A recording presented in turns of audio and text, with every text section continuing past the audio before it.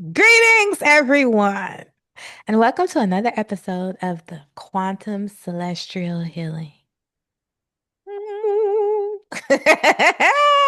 And we have our beautiful, beautiful goddesses as our co-hosts. We have Miss Janita Hello, hello. and Miss Greetings. Brady Cat. We're gonna send her all the lovins, all the lovins. Her lymphatic system is purging right now, y'all. Okay. So if y'all wondering what's going on, that's what's going on. She clearing up all that up out of that. You know what I'm saying? So anyway, what I wanted to talk about. It's a little heavy. It's a little heavy, but you know how we do. We're gonna talk about the heavy stuff and then we're gonna get light and then we're gonna get mushy gushy and all that good stuff. You know what I'm saying? You know how we keep the tea rolling and everything. But I want to talk about abuse. Okay. Mm. First, I want to talk about physical abuse.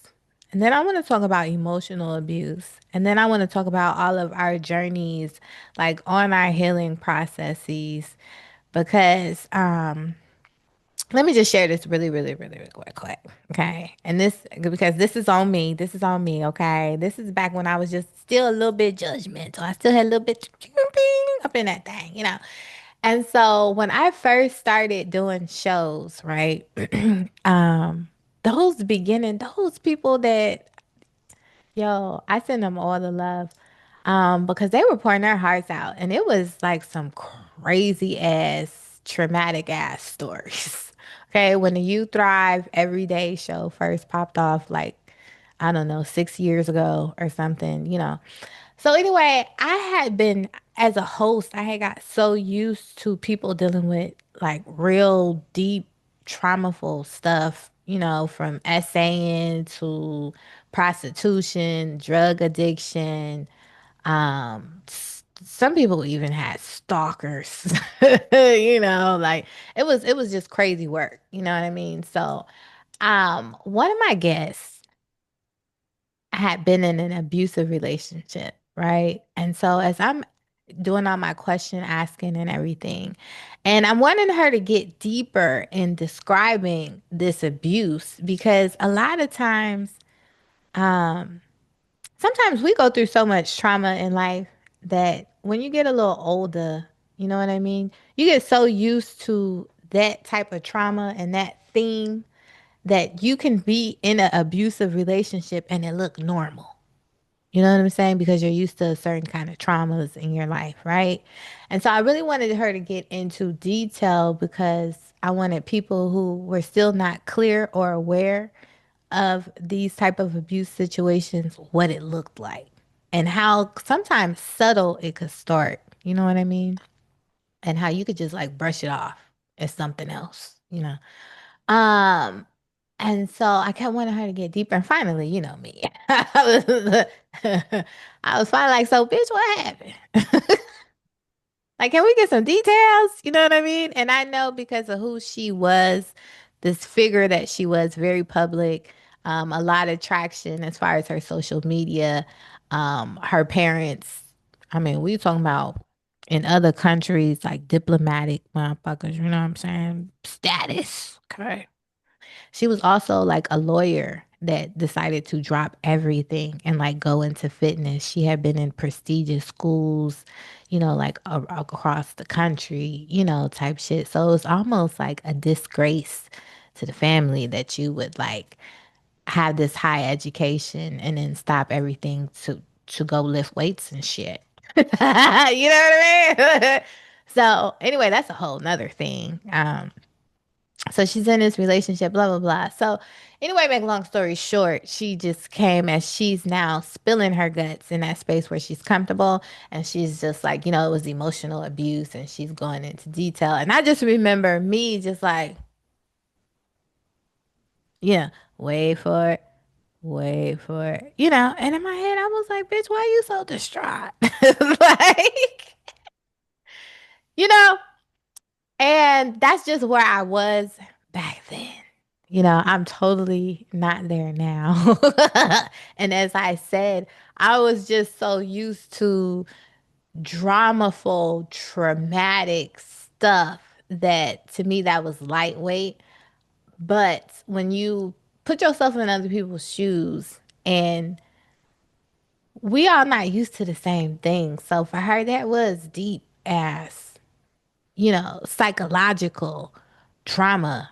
And to be honest, psychological trauma is the worst, right? Mhm. Because all this is your psyche. You feel me? Mhm. So just to put that out there, that there is no weight with abuse. Abuse is just abuse. And it doesn't matter whose perception it is. It's always truth because it's your perception. Mhm. Regardless of how anybody looks at it, it's your perception. So it's your truth. And so you matter. Okay. So I just want to put that out there, that I was one of those, and people change. Okay. So as I give myself grace, give me grace, give yourself grace, right? So let's talk about it. So, um, does anybody want to go first? Brady, you go first while you all clear and can breathe and everything. Ooh, so what do you want me to talk about? My physical abuse, my mental abuse, Wherever you want to start. the abuse I do to myself, like Ooh. um so I'm going to start with people pleasing Mm, because being a people pleaser has attracted a lot of mental and physical abuse in my life, mhm, especially mental abuse. Uh um and then also because of my just natural high spirit, people mhm, are attracted to me. mhm, And then I'm like I was always one of those people who were like, that ain't never gonna happen to me. Like mhm, I helped my sister move out of her abusive boyfriend's house multiple times of this like because she kept moving back in. But so I was always like, oh, that's never gonna happen to me. I don't know how she let herself get in that situation. mhm. And so um when it happened to me, it was like, holy shit, like where the fuck did that come from? Like, how did I get to this spot? Like, and like you reevaluate your whole like life, and you know, I I'm so grateful that I woke up and like realized, like, okay, this isn't right. And you have to stop being a people pleaser. You have to, like, um, oh gosh, So just, what was that situation? What did that situation look like? well, I had been friends with the person for 10 years and we Mm, had like a sexual relationship also. But like, I found out early on that he was lying to me about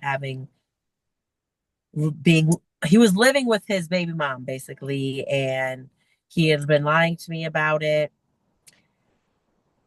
And mm, I was so like I wasn't very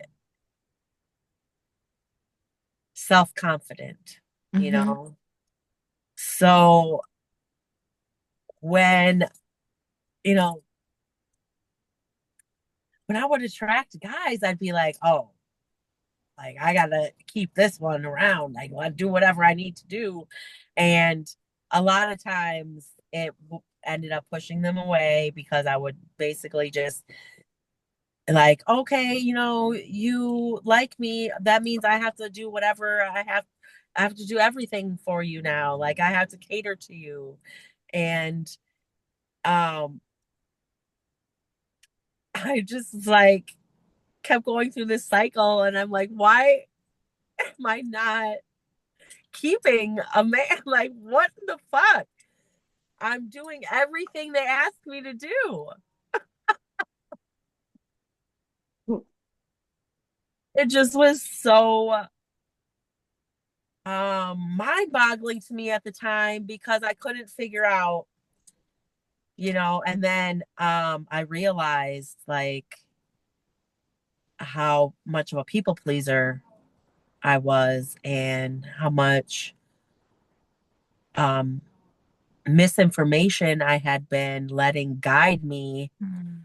as far as to what I thought I needed to do to get a husband. And you're supposed to be a good woman that cooks and cleans and has whenever your husband or not even your husband or whenever, like, I because I never got that far, whatever, um whatever a man wants, you're supposed to give them. So like I thought that on the sexual level as well, like,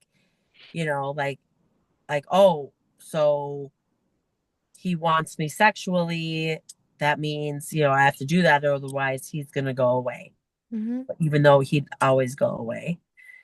But it's just so interesting how many people I still talk to, even though, but but yeah, it just, the physical abuse really kind of like snapped me out of it as far as stopping the cycle. And I it took me about 3 weeks, but I From the left time it started. from the time the physical, like the okay, so no. Oh, it happened slowly. Like the first time he put his hands on me was just like kind of, he like pushed me, and we were arguing, and he's like, get out of my room. He pushed me and shut the door, right? So it's like, oh, we're arguing, whatever, right? The second time we were arguing, he like because I let him use my bed, and I was like, give me my bed. Anyway, so I was like on the ground, like I had the like leg of the bed, and I was like, had my legs and arms wrapped around it, like, give me my fucking bed. Violent. Anyway, um and he picked me up by my shirt. I had a sweater on. He picked up my sweater and dragged me out of the room. And I had bruises under my arms from where he had picked me up and dragged me out of the room. And I like brushed that off too, And then um the third time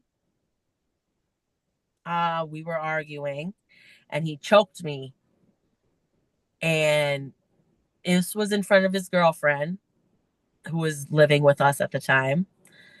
And he's like, see what I mean? See how she acts? Da, da, da. And his girlfriend's just like laying there pretending she's asleep.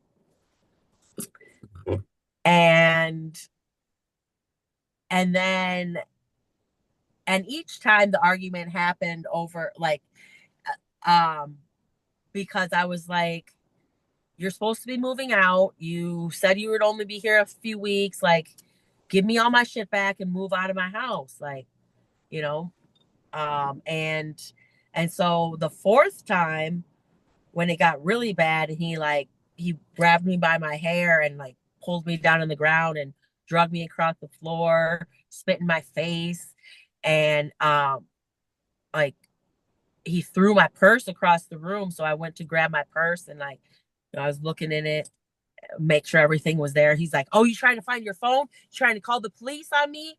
And he picked up a chair and was like he was gonna fucking um, you know, slam me with the chair. And I'm like, "Are you fucking kidding me? I don't even know where my fucking phone is." Like, anyway, so he, you know, it just was so fucked up. I was like, I can't believe I'm living like this. I'm like, oh my God, like this is what my sister had to go through. Like I said, I would never put myself in this situation.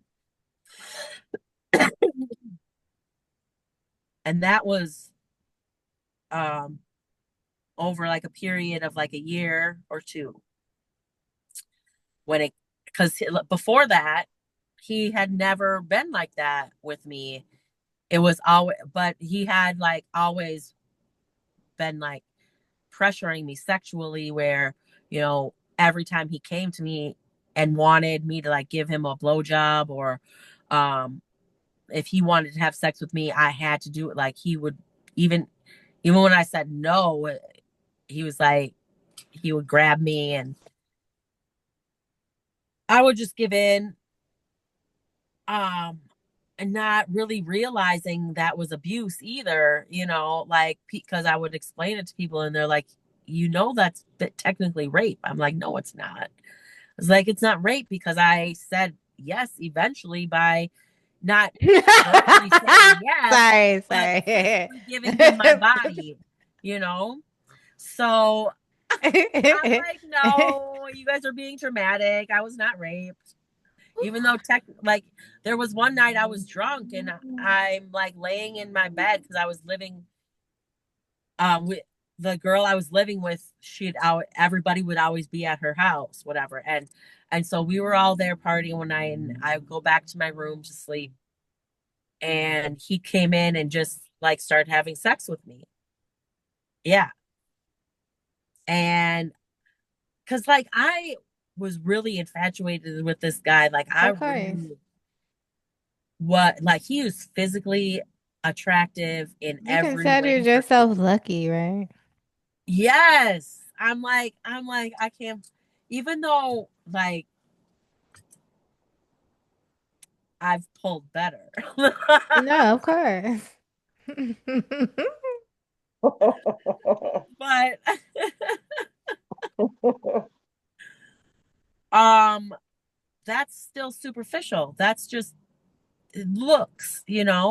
Okay, you got a nice body, you got a nice face. Like, I was very superficial. I was very superficial. Even um into my 30s and I'm 42 now and I'm just starting to realize how fucking superficial I was. And I feel like that attracted a lot of abuse to me because I would allow it and like brush it off for whatever reason. I mean, there were so many reasons. Mhm. Oh, I I can't even name them because every time they change. Hmm. Every time I'm able to justify it in some way, I make up some way. It's always different. I justify it and forgive the person and So, what other aspects would you say of yourself allowed that? We got people pleasing and being superficial, being superficial.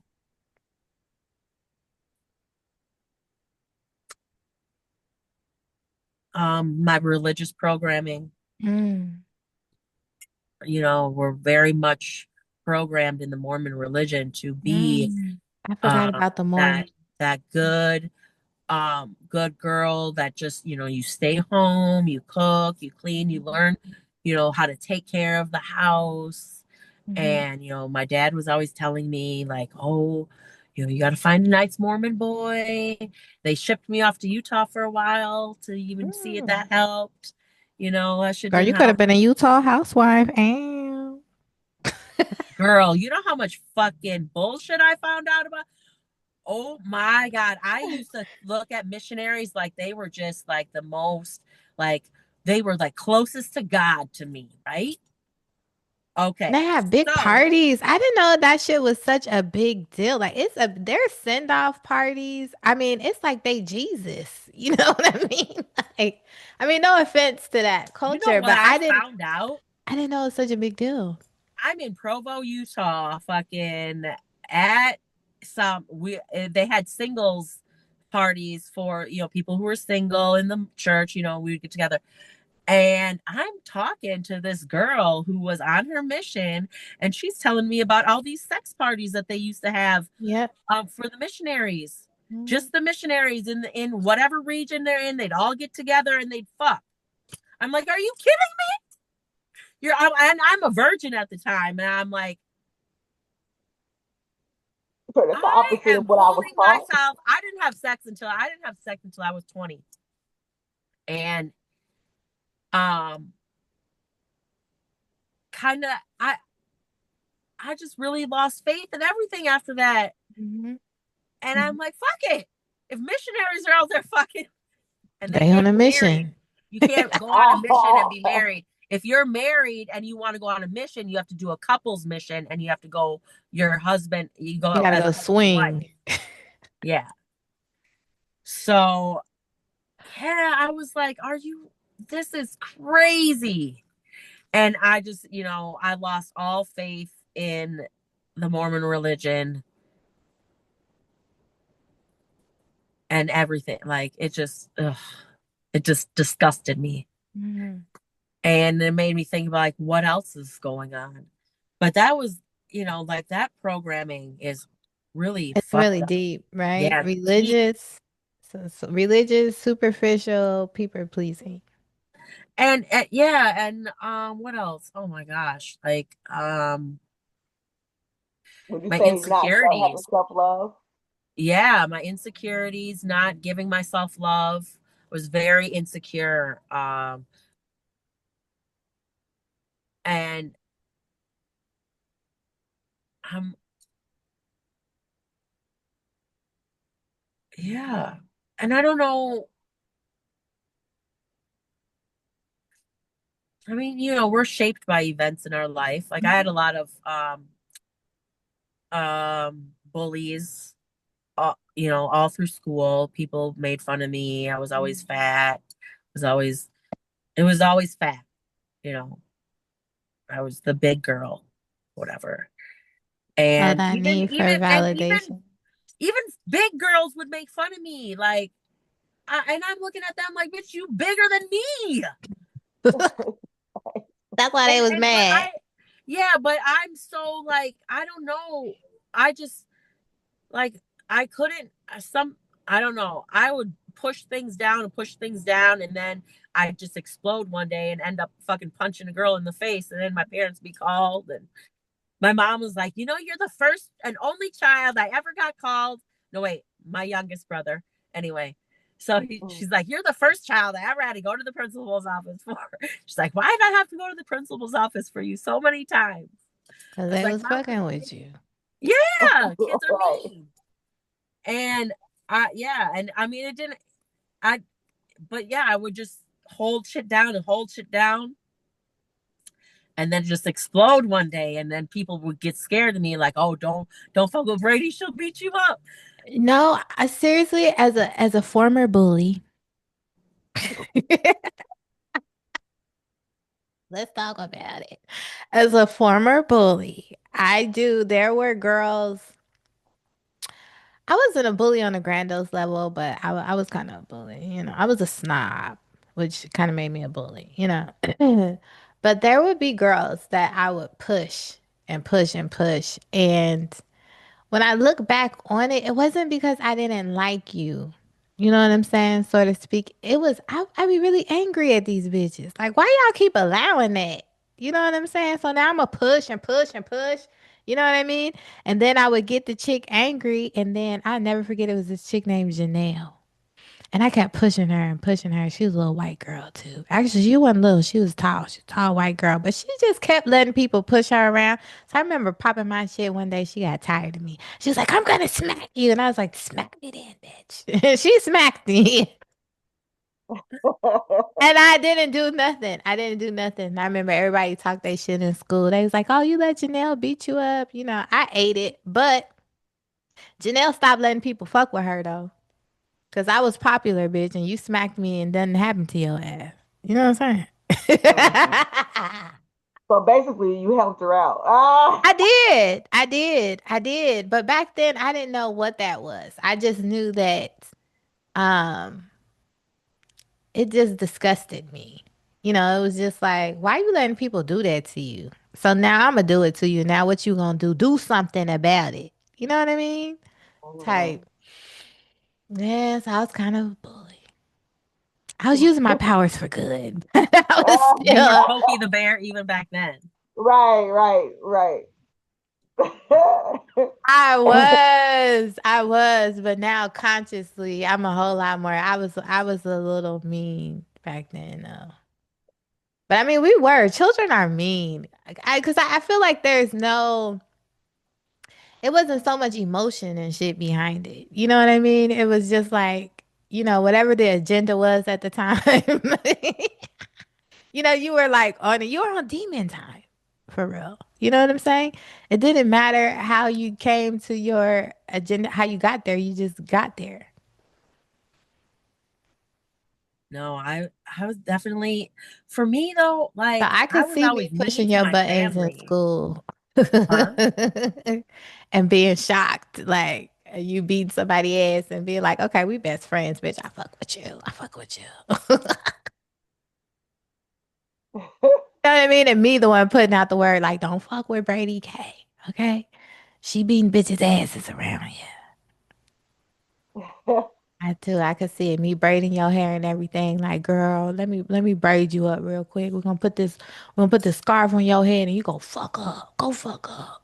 No, it came in handy because like when my little sister came into high school and she was very popular because my little sister, she's just gorgeous, right? She was very popular. Like she's like the only eighth grader with the seniors jersey on for homecoming. That was All the bitches hated her. I I was like, I wish somebody would try and touch her. Like, no. Some girls put like dog shit in her car handles and yeah, she was they were so jealous of her, so jealous. It was crazy. But no, um it's so funny because the same girls came to a party and were like apologizing up and down to Cammy. They're like, sorry, we didn't know. La, la, la. I was like, yep. Mm-hmm. hmm. You better apologize because you know you're going to get beat up if you don't. Because they knew as soon as they seen me, they're like panicking because they think that I'm going to beat them up because of what they had just did. And then they hurry up and like, oh, we're so sorry. We like got some misinformation. Nah, nah, nah. Like, yeah, So you stick up for everybody else but yourself. exactly. And then I'm also like mean to my family too, a little bit. I took out a lot of stuff on my mom. Me and my mom would get into it so hardcore. Oh my God. But then it's like when my dad passed away, I haven't fought with my mom ever because he's the only one who would ever break us up. Like nobody, because that's how I mean, me and my mom were two lionesses, just just like it would be so intense. Nobody had the balls to get in the middle except for my dad, and he like, don't you talk to your mom that way, and like he's the only one who could shut me up. So And when why he you passed think you was away, at your mom's like that? um, because I was comfortable enough with her. I knew like she loved me, and no matter I could take out all of my inner anger on her, and um So you was her bully. still be there. Yeah. And I mean, oh God, the sweetest fucking woman. Like, she, like, was only ever looking out for my good, Like, oh, and I mean, And that's what you were doing for other people, right? yeah, like, I would not, like, if you were a stranger, I'd treat you better than my family. It was so fucked up.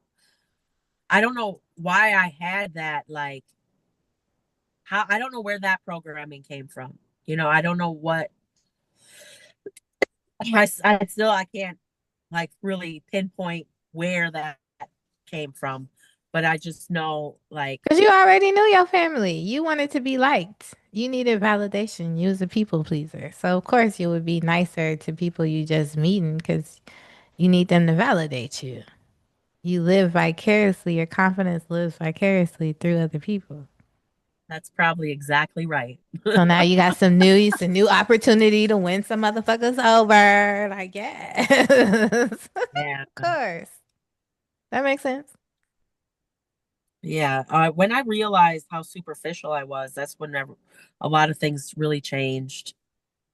Mm. How And so? I really got more deeper into myself, like deeper into,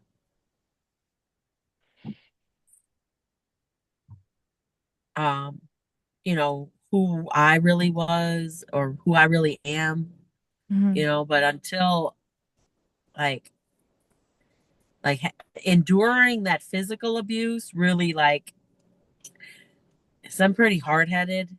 And so I'm one of those people who's like, okay, no, let me try this again. It's going to work. Now let me try this again.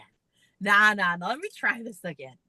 And like the same way, right? Not like total definition of insanity, you Hmm. know? And yeah, so it just took that um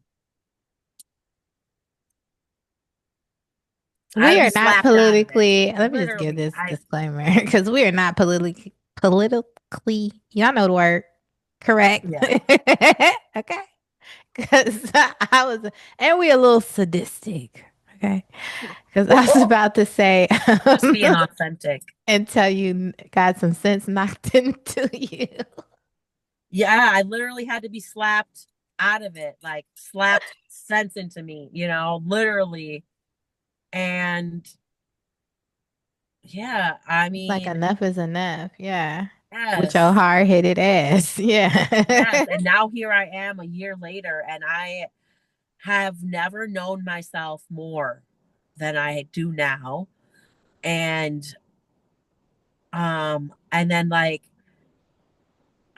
say I want to say 5 months. Yeah, it was 5 months after I had moved out and really like um dedicated myself to becoming a better person Hmm. and more in it and loving myself more, being more authentic. And then I it was like February, or no, was it February I joined the, yeah, Youth Thrive Mm. Tribe. Oh, yeah. Maybe like the end of And January. yeah, because I needed something to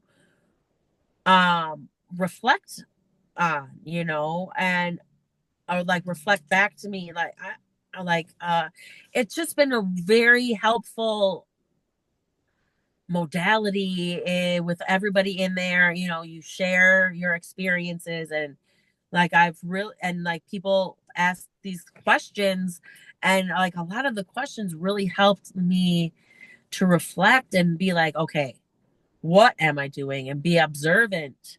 I've never really been an observer of my life. I always been like just caught up in like I gotta do. If I'm not working, I'm not making money. And if I'm not making money, I ain't shit, you Hmm. know? So I just was always working. And yeah. This last few months of being in the with the Youth Thrive Tribe, and like it just is like it seems like it's been so long, like we've just been together forever. But I'm like, oh my God, it hasn't even been a year. It hasn't. It And hasn't. like, yeah, just like all the things that I attracted after that, after moving out and just giving up my lease, and everybody's like, you gave up a lease in New York City? Like, you're crazy. La, la, la. Like, no, There's things that are more important, like my self-worth Mm. and my dignity and my sanity and my integrity, like, And your peace. and my peace. Yes. Oh, double that. So, um, so yeah, I kind of lost track of what I was talking about, or No, you're why I was right on talking about. point. You're right on point. What I wanted to get into is just us paying attention. You know what I mean? Because as well as a lot of us have been abused, a lot of us have also been the abuser. You know what I mean? Um, and how this dynamic goes. In my life, I can definitely say I was a verbal abuser, verbally. And I could definitely say that now that I look back on it, I used my gifts for low vibrational means. Like I'm very gifted at seeing what a person is good at. Like I'm like your hype man. You know what I mean? Like your motivator. You know how you got a trainee at the gym, you training with somebody. Like I'm that. I'm a really great coach in that way. You know what I'm saying? And then as far as my spiritual gifts, but at the time in lower periods, lower vibrational periods of my life, like I would spit venom at your ass using my intuition. I know what would cut you deep. You know what I'm saying? And just vomit it out of my mouth. You know what I'm saying? I was verbally abusive. Um, and what's even more fucked up about that is that I come from a family of verbal abusers. Like you put us all in a room together. It's some fucked up shit that come out of people's mouth. Now that I'm not on that type of time, I can't even tolerate it. It's like it's static to my frequency. Like it's so disturbing. It's disgusting. It's like why? You know what I mean? Like if you gotta say something that nasty or that ugly to somebody, why not just move around? You know what I mean? But it's where you caught up in your vibration, like that shit feeds you. You know what I mean? Like unconsciously without even knowing it. So I was verbally abusive. I've been the abuser. I can say I was an emotional manipulator. Like I would play on people's emotions to get my way. I didn't know I was doing it. I didn't know that I was verbally abusive because it was normal. And I didn't know that I was emotionally abusive because manipulation is a form of abuse. Um, when did I find that out? Maybe in my 30s. I think that like 35 mark. Because I went through a whole crisis in a room full of Hennessy and cigarettes. Okay. I just sat in the dark in a room full of, I was like, look, we're going to get down to the bottom of this shit. You know what I mean? All night.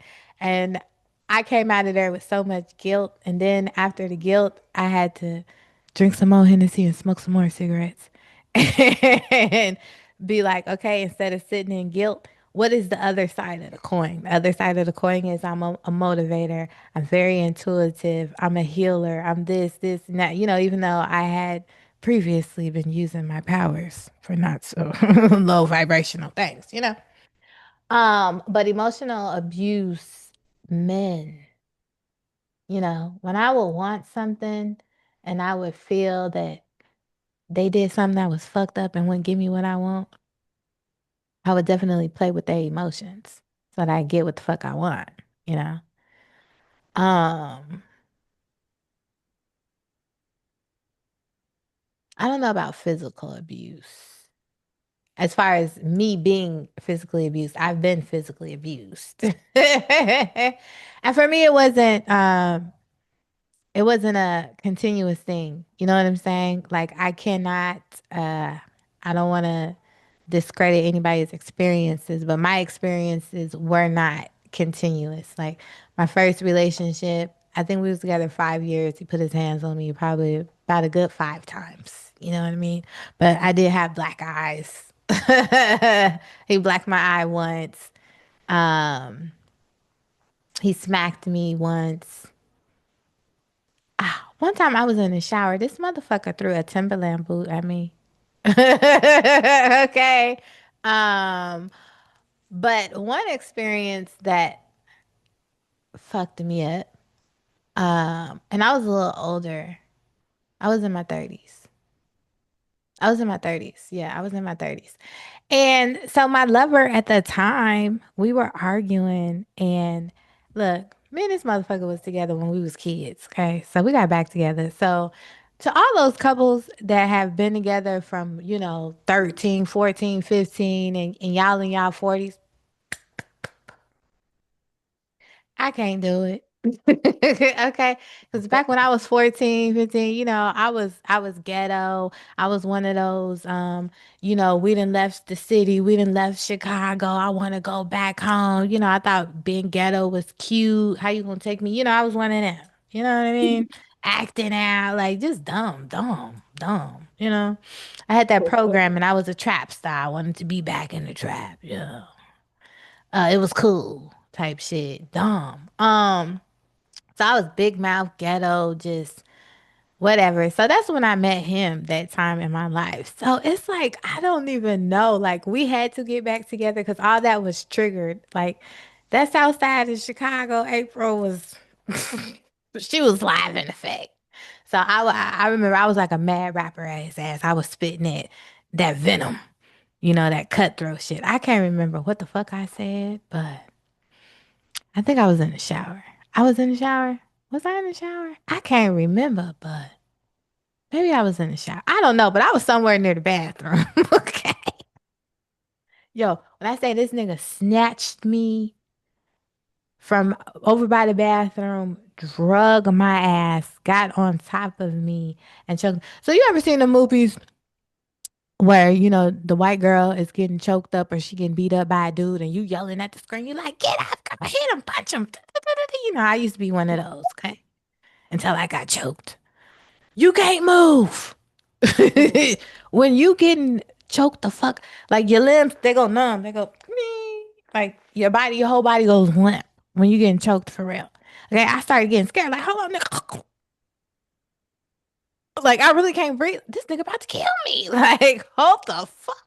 Hold the phone. This nigga's about to kill me for real.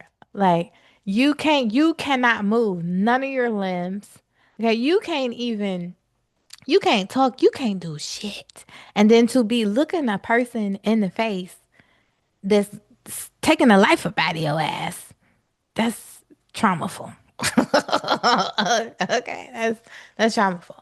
So me and him still cool to this day, but no, no, no more relationships, child. Not like that. Like only because I realized my part in that. I realized my part in that, and that's not that person's normal behavior. You know what I mean? And so I'm not making excuses for nobody. Like I said, I'm just being real and transparent. I was verbally abusing him and then he physically abused my ass. Okay? Toxic both ways. It was fucked up. You know what I mean? So we are real adults. You know what I'm saying? Everybody apologized for their role in that and we went our separate ways, but we are still cool. You know what I mean? Um I have experienced verbal abuse, of course, because I was a verbal abuser. Um, but emotional abuse, I think that's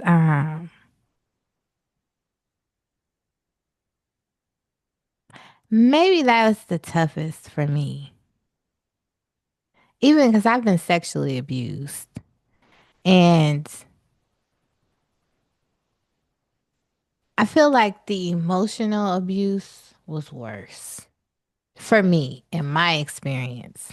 I'm not speaking for nobody else. I'm speaking for myself. I feel like the emotional abuse played, it took more of my essence.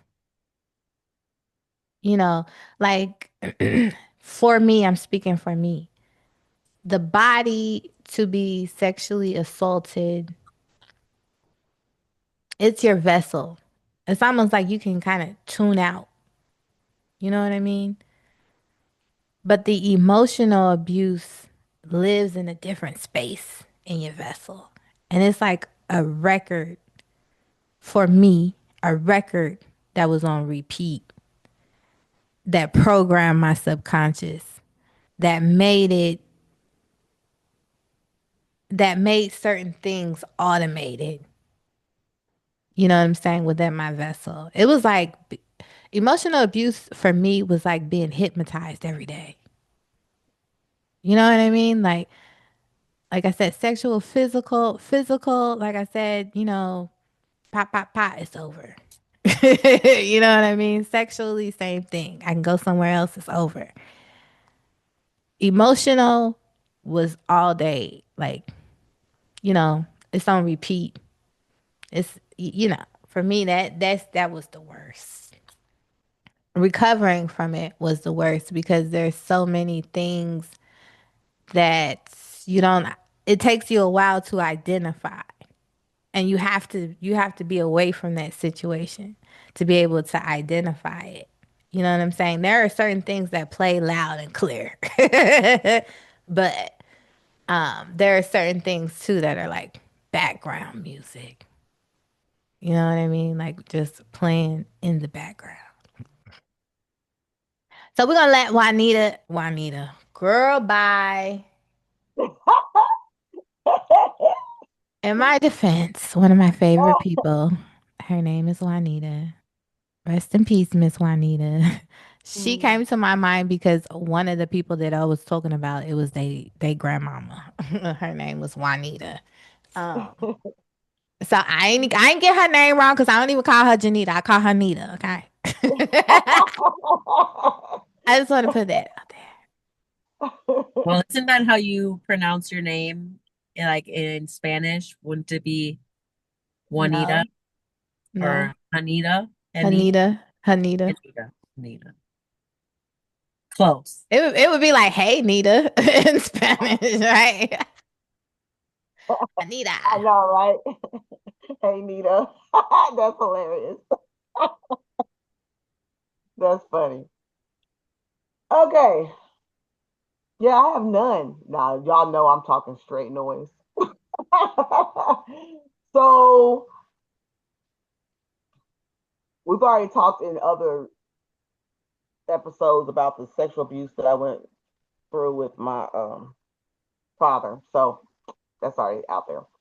But another situation that I want to talk about was definitely mental, emotional abuse that I went through with this man that I was with. Um, he was at that time I wanted somebody older because I was like my my theme, one of my negative theme in this life was father issues. So I wanted older men to replace that, what I felt like I was missing from my father. So I was attracted to older men. And so this man was literally, his age was right between my mother and my father's age. He was 20, about 23 years older than me, Mm. somewhere around there. But the crazy thing is, he did not look it. I was like 29, and he didn't look it and he didn't act it. And he was very fit. He wasn't like, oh, decrepit, none of that. Fit. He had more energy than I did. And like I said, did not look at all. So much energy. So that helped drastically. But he pursued me so hard after I had already been through a whole bunch of stuff in my life. Mm. So I was looking for love and I was looking to be taken care of. And he steps right in there. And You're a good manifester. I know, right? And so um he pursued me big time. So I was like, okay, fine. So we started talking and everything, and ended up going to live with him. Um, so this is also during still religious, right? Still religious, but still, sex and stuff. That was always my thing. So was gonna do that regardless. But but so okay, I say this is gonna sound crazy. We kind of got married. Every time I say that, I laugh because I know it. So that's why I say that. And like, so I don't even count that. I count it as a crazy experience that I had in my life. So I don't count it. But anyway, I know, right? Hold on. I kind of got married, bitch. You got married. So how long into But this when relationship did it's y'all get a married? annulment is as if it's never happened. I don't want to hear them legal terms. You got married. Nothing was official. Like literally, nothing got into the system. Nothing was official at all. Eee. So anyway, so yeah, I don't want to give him that kind of credit. But anyway, okay, fine. Anyway, and it was over a very short period of time. Y'all feel like it was ridiculous. It was very, very like I made a stupid tail mistake decision. Anyway, so during that time period, I dressed real sexy, right? And of course, that was one of the things that attracted me to him. Yeah. So, but then, like you saw the Mormon men, right? Right. But he's not. He was Adventist, and so once we got together, it was like, okay, like I told y'all in the past, for the Adventist church, our prophet was Ellen G. White. And there's like so many rules, and you have to dress a certain kind of way and all this kind of stuff. You have to be chaste, all kind of stuff, right? So while we were dating, he didn't care about nothing or me being chaste. I was supposed to be chaste. But once we got together and I moved in with him, he wanted me to dress different. He wanted me to be totally covered, long dresses, you know, all the, holy whatever, right? And so, um, and I made a mistake. And okay, so females that are listening, listen, this is very important, especially if you're young. Whatever you've done in your past is your past. Do not tell men your business of what you've done in your past because men, a lot of them cannot handle that information if you've done some promiscuous things in your past. So keep that to your daggone self. That is your business. And so I'm me like, and don't one, listen to Janita. How we gonna tell the people be transparent, be authentic? You telling them a lie? no, no, no. I'm saying once you get in a relationship with a man and y'all talking and stuff, and it's new, you probably go I down mean, your why list and not? talk about Because if all he got your. an issue with that, let's get it out there in the open. Then you're not the one for me. Why we gotta waste time and find out that you gonna be judging me and calling me a hoe, nigga? Bye. But guess what? This happened after we quote quote had so-called nuptials. Well, you waited too long to have a discussion. I went too fast and got with him in the first place, which was crazy. That was my craziness. So I told him different things. He shared stuff with me. We were having good conversation. Our conversations were always so good. And we just talking, and he always was like, oh, okay, never tripped, never act up, never acted like nothing, right? Girl, okay, so after the, no, oh my God. But so after the fact, when we would have an argument, he would be like, and it would come out of nowhere. But what I realized he had split personality. And we lived way out in Mm. like way deep, like In the away from sticks. my town. Yeah. Hmm? I said in the sticks. Yes, where you open a door and it's a pasture of cows. Like we was deep, right? And so he was able to keep me to himself, away from family, away from everybody. I wasn't working at all, so therefore there was zero money, and he taking care of everything. And then he made sure he didn't pay my phone bill.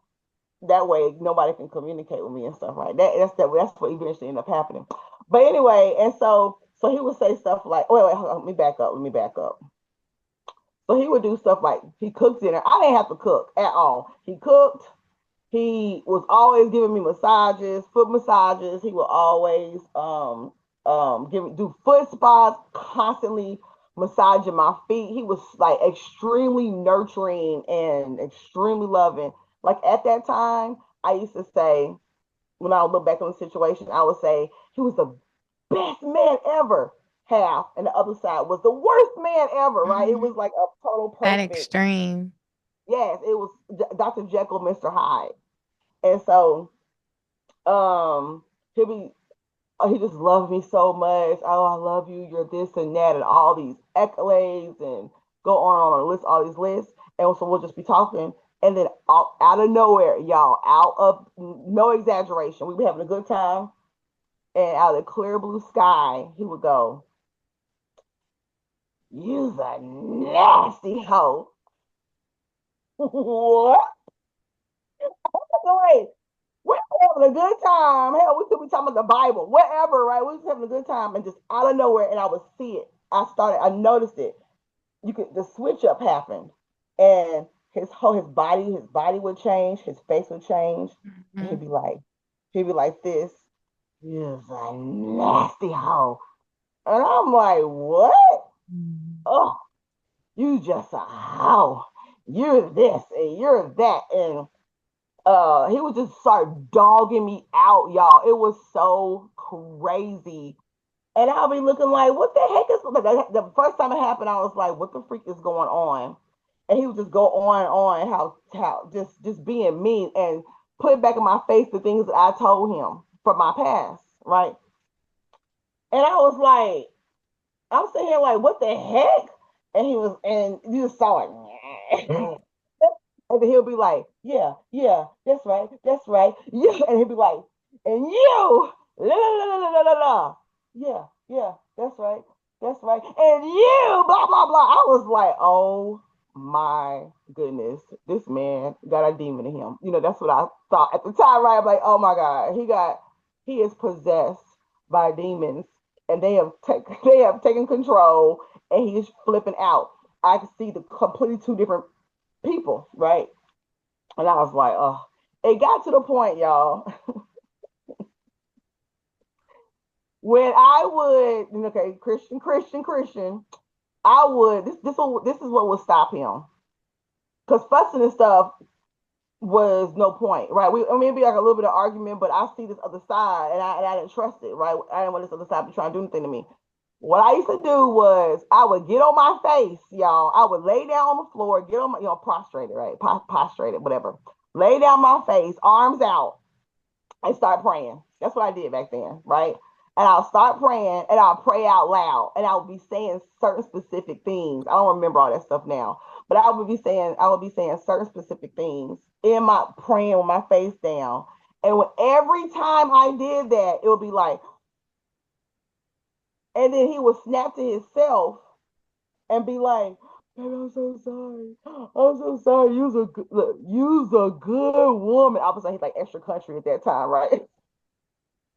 You's a good woman. And he would literally be on his knees, hanging onto my feet and ankles with his head laying on my feet and ankles, begging me to not leave him. He's so sorry. None of the stuff that he said was true. I don't know why I said that. I love you so much. Please don't leave me. I was like, what the heck is this crazy mess? Right. And that type of stuff was happening. So then like after he would do something like that, then he'll go and be like the mess man, right? Cook this, do all kind of beautiful things, bring me all type of stuff, shower me with all this love and gifts and everything. And maybe I will never do that again. I'll never do that again. But it kept happening, y'all. It kept happening. I had to keep on getting on the floor and praying, and I was like, "This is crazy." And like our honeymoon night. So what this is when stuff started. Literally, our honeymoon night. We were in Nashville, Tennessee. It's 4th of July weekend, and so we downtown looking at the fireworks and everything. Had a ball, right? I hadn't had any issues until then, and so everybody, the cars when it's time to go, cars are everywhere, right? Everybody trying to get out and try to get home or whatever. And he lived in Ardmore, Tennessee, which is on the line of my state on Alabama. You got, it's right there. And so um just so y'all can know how I was kind of far a little bit from my Yeah, I'm family where I familiar with live. Huntsville. I used to live in Right, Nashville. right. So everybody is people everybody talking to each other. Nobody know each other, right? Everybody just so happy having a good time. Hey, yeah, what's up? Woo, whatever, right? So it was these two young guys, and they said they just like, hey, blah, blah. And I'm like, hey, blah blah blah. I ain't thinking nothing of it. I'm a very outspoken person. I don't know any strangers. I talk to everybody, right? And I can't deal with any kind of jealous person with my personality. Hmm. And so, not knowing that I had got with an extremely jealous person, and and then he looks over when I was like, "Hey," and he even said, "Hey," his own self. So I didn't think that was gonna be an issue. He looked over at me with an attitude, and I was looking at him like, "What? What's wrong with you?" Okay, so I had some friends where the like the husband was like a play father. So since I didn't have a relationship with my father, so at that time, so this my play father talked to him and was like, okay, look, it's before we got married. Okay, look, you make sure you take care of her and you better treat her good. You know, like fathers do, right? You better treat her good. Don't treat her wrong, blah, blah, blah, blah. And it was like, if you ever treat her wrong or whatever, I'm going to come get you. You have to deal with me. Let him know she's protected. She got people that care about her. Don't think you'll treat her any kind of way because I got her. So normal, right? So this is when he decides, and how dare you let him? I'm not gonna say the name. Blah blah blah. Um, uh, tell me that he gonna threaten me and tell me I better not do this and that and the other to you, and he'll shoot me and and you gonna sit there and let him disrespect me like that?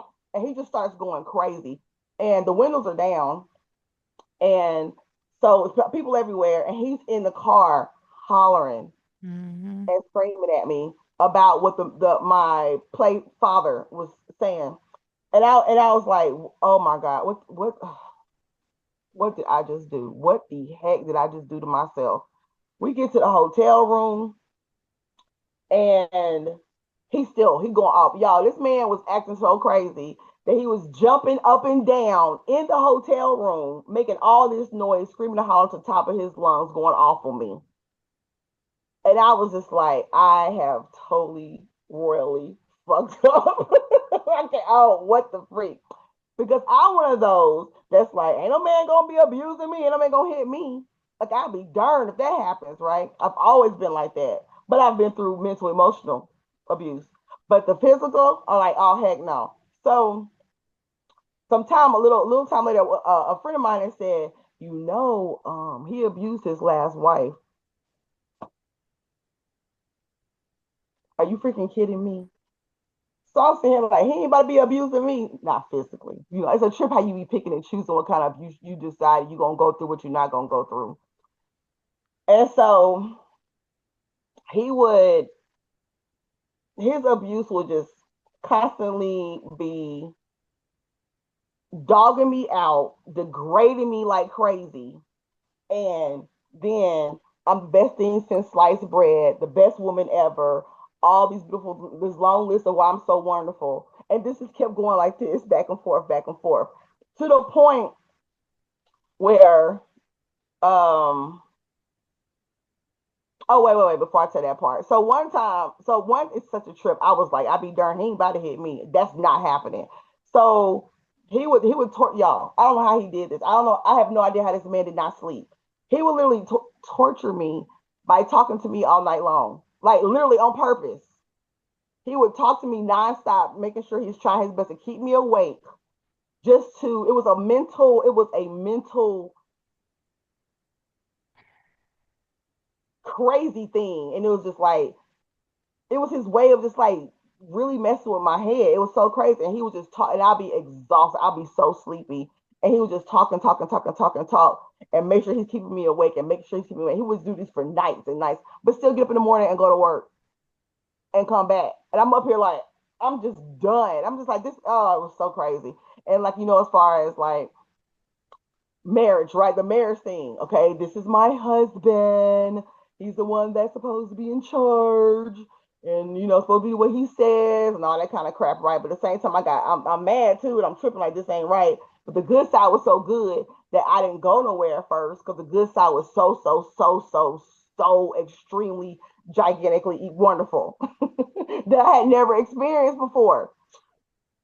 And so anyway, so this one particular night, I went to the bathroom. Oh yeah. I just this was to say to him, y'all. I would say so that he could know that you cannot physically beat me up. Like that's not gonna happen. So I had to get in his head. So I used to say stuff like, what's crazy?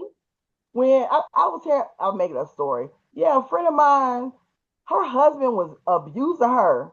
That is crazy. I cannot imagine a woman been letting a man beat her up. That's ridiculous. I said, because men forget they gotta go to sleep. And while they sleep, I'll just cut their throat. It's simple. If he abuses me, I'm gonna cut his throat while he sleep. I was like, it's so simple. So I'm like, isn't that crazy? Isn't that ridiculous? And he looked at me like, and I was like, ain't that crazy? He was like, yeah, that's crazy. I said, I don't know why women would do that. I said, what woman will sit there and just let a man just keep beating her when she could just cut his throat while he's sleeping? And I always look at him dead in his eyes while he's asleep. And he was looking like, right, okay. So one day, and he knew he was torturing me. This one particular day, he knew he was torturing me would keep me awake, right? I went to the bathroom, and we had like you could see down the hallway, and he had like a night light, so you could see my silhouette. And I got up to get the toothpaste for some reason, whatever. So the toothpaste, you know how the toothpaste looks, a thing of toothpaste. So my hand was down, so the silhouette of it in my hand looked like a knife. But I'm not knowing this. So he's looking at me come down the hallway, and I'm walking real slow, and I'm mad. I'm so angry, and I come walking down the hallway, and I already talking about the slicing the throat thing. I'm not knowing that he think I got a knife in my hand, and so I come in the room. I turn the light on, and he jumps up, and he slides all the way to the end of the bed, like, and I'm like, what's wrong? And I'm like, what's wrong with you? And then he's like, oh, oh, who's toothpaste? I thought you come down the hallway with a knife. And I was like, oh, you gotta get that look like, oh, and I was like, no, it's just toothpaste, whatever, right? Anyway, so I was gonna have put a little type of fear in him to not physically abuse me, but he did the mental and emotional. So this one time, I was so upset, so ridiculous. I was so upset, and I was fussing and hollering and screaming, y'all. I was fussing so hard and so loud and so much that I lost. I was losing my breath, and I literally so I was screaming and hollering so much, and he was like, "JENITA, calm down, calm down." I was like, "No, because you're not gonna kill me. You're gonna keep on treating me like this." And blah, blah, blah, right? And so I was doing so much I wasn't getting enough oxygen back in my lungs, so it ended up being like Like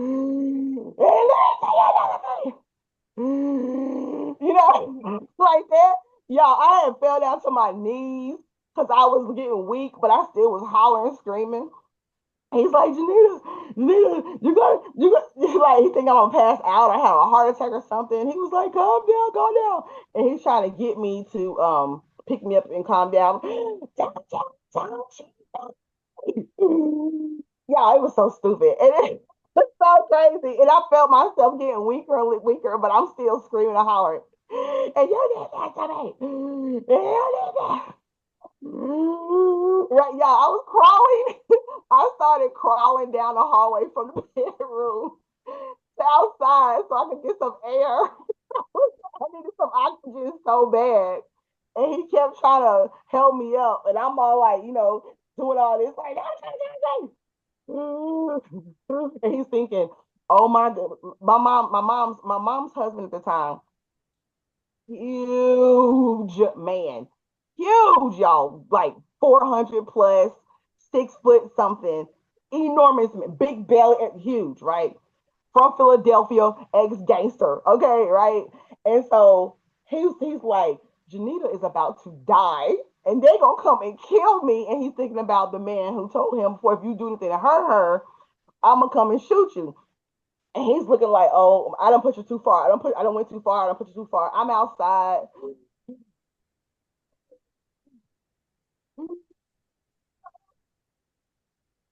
Oh, man, get me to that level of ridiculousness and insanity, y'all. It was crazy. And so, I was in plays. This is when I was first in plays during this time, and I had to travel to Huntsville from Ardmore, Tennessee. So I would drive his van. He would, do you know, he went, because he didn't want me leaving the house and he wanted me to be locked down. He came home one day and said, I sold the van. They said he sold the van, so I couldn't go to practice in my plays anymore. And he was like, "I don't want you in them plays, and you don't need to be doing stuff on the Sabbath, Friday night. Friday night, right? If I go practice, it's Friday night. That's when Sabbath started at sunset. You don't need to be. It's the Sabbath, and you don't need to be practicing on the Sabbath. That thing don't have nothing to do with God and little. I was doing this before I even met you. You're not about to control none of this. Are you kidding me?" And so he was like, so he thinking, oh, that's what she thinks. So what he did was act like he sold the van. And I'm sitting here like, okay, how am I gonna do this? So what I did was I did not tell nobody what was going on with me, y'all. I didn't tell anybody because I was embarrassed, I was ashamed, and I felt stupid. Because what the frick you doing getting married to this man so darn fast? You don't even know him to be getting married to him this fast. And so, but my mother would come and pick me up sometimes so I could use her car and go to my practices. But then it got to the point where I missed a lot of practices because I was going through so much with him. And so, when I tell you, I couldn't call anybody because my phone got cut off and everything. So, I got to the point where I went into this extreme depression. I mean, it was so deep where I sat in the bed, and not our bed. I went to the other room, laid in that bed. I wouldn't eat, and I was doing this on purpose. It's such a trip.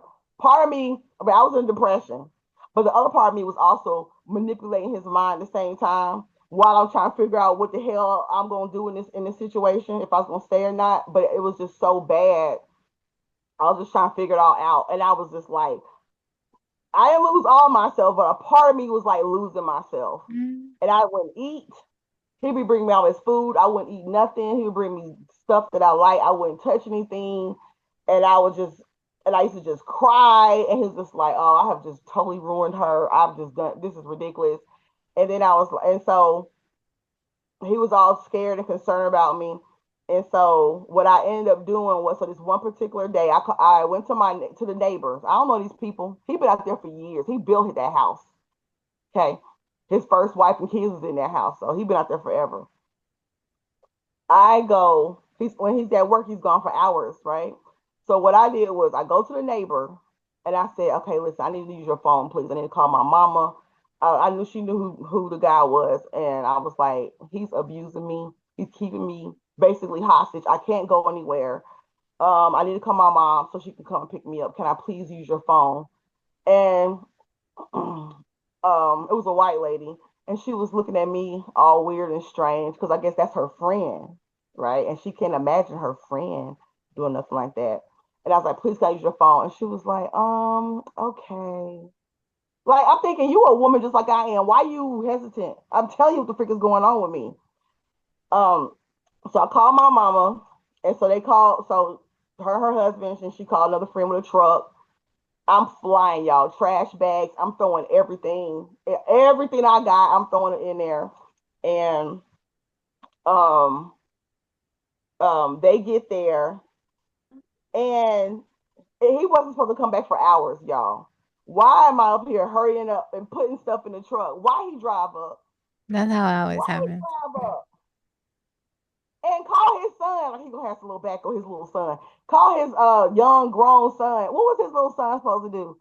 Call his son, and he's like, "What are you doing? What are you doing? Don't leave, please." And begging me not to leave and stuff. And I was like, "I'm out of here. You better not touch me." Blah blah blah blah. And then my mom's husband at the time, he trying to come in like like he better do nothing. And then the guy was like, "You better come in. This is my house. You can't come in here. You're not allowed to come in here." Look, whatever. So they outside while I'm running around getting everything put in. He's on the floor begging me, blah blah blah. And then I leave. I was like, I'm done with your crazy tale. So y'all, clearly the woman called him because how else would he know? And I'm like, who does that? I'm telling you, this man is abusing me and keeping me captive. But in And you her gonna call him? defense, she probably didn't know that side. Like you said, he was an extremist, so he could be so wonderful. And if Right. she's not up under him like that, how would she get to know that other side? So to her, she was probably thinking, "Bitch, you're crazy." And like, what are you up to? You know what I'm saying? And your little young butt trying to take him for all his. And You as a know white what? woman who has gone through Stockholm syndrome and come out of it, I can understand because I mean, I was in it deep. I don't know if you've heard of Stockholm syndrome, but Yes. it's where you Yes. basically make everything Yeah. okay Yeah. in an You you abusive you love situation. you love your capturer. You start defending them and Yeah, everything. like Hmm. befriending to make it easy, right? So, yeah, it's the Was Yeah. this with the the same guy, grinders Brady are K? deep, huh? This was with the same guy? Me? The Stockholm Syndrome. Oh, I think that was just something I had developed over the years, like programming from the patriarchy. I don't know. Oh, so you mean with all your abusers, not just one in particular? Yeah, yeah. Even when I was going through it emotionally with some of my exes, like I just would always go to the, you know, try and befriending anyway. But anyway, so yeah, they're out Right. there. They're out there. So that's a part of that type of that story. So I gave y'all a long short of that. And it was, of course, way more, but that's enough. And so that was my emotional, psychological, religious abuse. It was ridiculous. The religious part with him. Oh man, it was bad. So yeah. So that was mine. Any questions? No, so but Brady K just brought up something very interesting because I think that when we think of like Stockholm syndrome, like, you literally think of it or think of experiencing it with one individual, that was abusive. But to have that within you, period, towards anyone that comes in your life, and plays that role, that's very interesting. And just to pose the question, like, how many of us suffer from that and are not clear on that? Yeah, You it's like know? we don't even realize it just because we've been programmed as women in this patriarch system, like we don't really have each other's backs.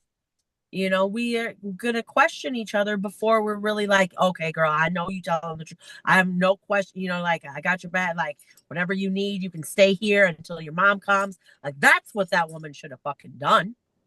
Exactly, exactly. And then see, like other people, But like the but um but yeah, we and me and my brother talk about this all the time, about the patriarchal Stockholm syndrome that women don't even realize that they have because we were born into this patriarchal system, and it's systemic Stockholm syndrome for women out here. And that's why you see women defending men all the time. When like you're on the other side of it. When you're on the other side of it, it's blatantly clear. But when you're in it, it's just like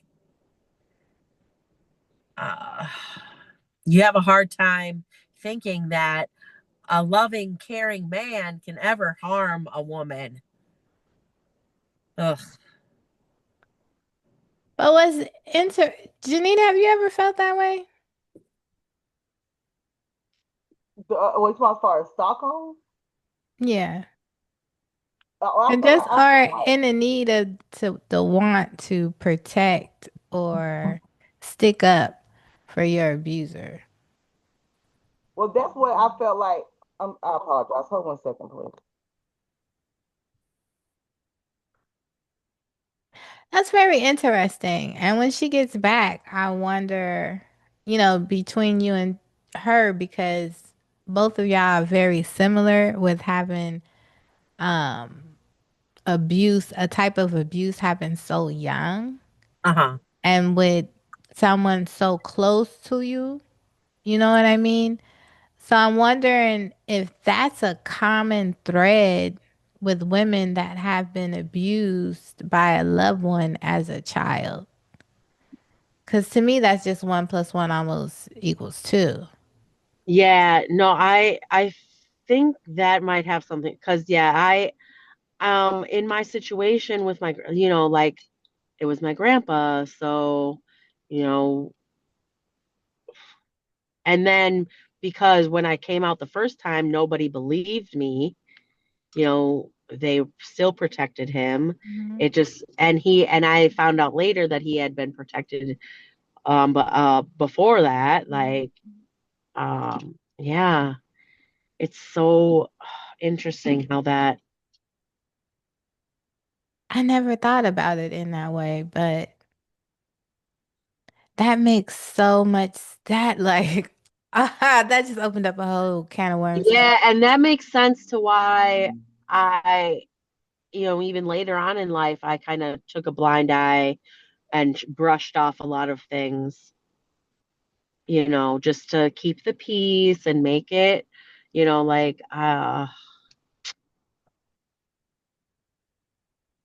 yeah, 'Cause that's now I think interesting. about it, I had this one particular case with this young lady. It was very extreme. But she was adopted and she had been getting abused since she was a child, since she could remember, right? And then so her current husband at that time was physically and emotionally abusing her and mentally. He was just an abuser. Um, and they had two little boys together. But what was so interesting, I mean, he would do shit like, you know, she was a nurse, she was an RN, so she made a pretty decent living, you know what I mean? And he was doing cabs or something like that. They was in some like off-brand Knickerbocker town, still had cabs. Um, and like he would take her car, he would take the rent money, like he would just do crazy shit like that. And I told her, I was like, girl, go and set you up a bank account that he don't know about. put money in there and put money to the side. You know what I'm saying? Like you working all these crazy hours. Then it come out, he's drinking, he's spending money on women, it was just crazy. But there got to be a point where she was mad at me, like, and defending him. And it almost got to like a how dare you situation with me. You know what I mean? And then so it was like, me, like, yo, that's your business. You know what I'm saying? I'm just giving you options so bitch you can sleep at night and know that you are creating options for yourself. So if it does come or get so severe where he knocks your ass out again, you know what I mean? This girl walking around, he didn't threw her arm out of socket. You know what I mean? And then you got to go to work like that in that kind of pain, and not wanting to tell anybody. And then girl gonna tell me when we first talked about it, she gonna tell me, oh, I slept funny. You slept funny and knocked your arm out of socket. Look, girl, who you talking to? Like I am about 10 years older than you. I get that. Come on, stop playing with me. You know? So it got to the point to where I was like, yo, okay, you know what I'm saying? Like I said, I'm just responding. I don't even want to be in your business. Some of the shit she was going through was so horrific any goddamn way. It was just like, I don't even want to know, you know? So, but then I noticed too that she got so used to a fight that now you trying to start shit with me over Mm-hmm. like nothing. Like now we ain't talking about your husband, so you can't be mad about me on that. Then she took our boys to the park and I said something. I can't even remember what the fuck I said, but her youngest is so cute and he like looked like her or something. And like that started a whole argument because I said the baby looked like her. I was like, okay, bitch, I'm done. Like you so used to fighting every day of your life that now you want to fight me. I'm good, So I had to back up from that. But that just reminded me of that situation. Like she got super protective, super and I met her actually at that spiritual retreat that I was telling you all about where we took the medicines. Like I met her there and she was super protective over him. Because And he was. oh, I forgot. And he tried to beat her ass. All right. So this was some crazy, this some gossip, right? So what had happened was, so we didn't let the retreat and everything. And so I'm in touch with some people that was still there. Okay. So anyway, the retreat leader, she was trying to say that he touched on her like inappropriately. Okay. And then so the husband kind of was like ready to beat her ass. Like, like what the fuck is wrong with you? Because now she done paid her money again for the husband to go out there again. You know what I'm saying? And use the services of the retreat.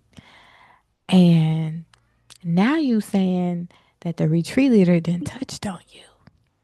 And so me, I had came from the retreat and, I found out that's why my heart was broken. And, I was dealing with all my sexual violations and letting it all hang out and shit. So I remember telling one of the people that I had knew from the retreat, I was like, I'm telling everybody, fuck that. Like, this is wrong. Duh, duh, duh.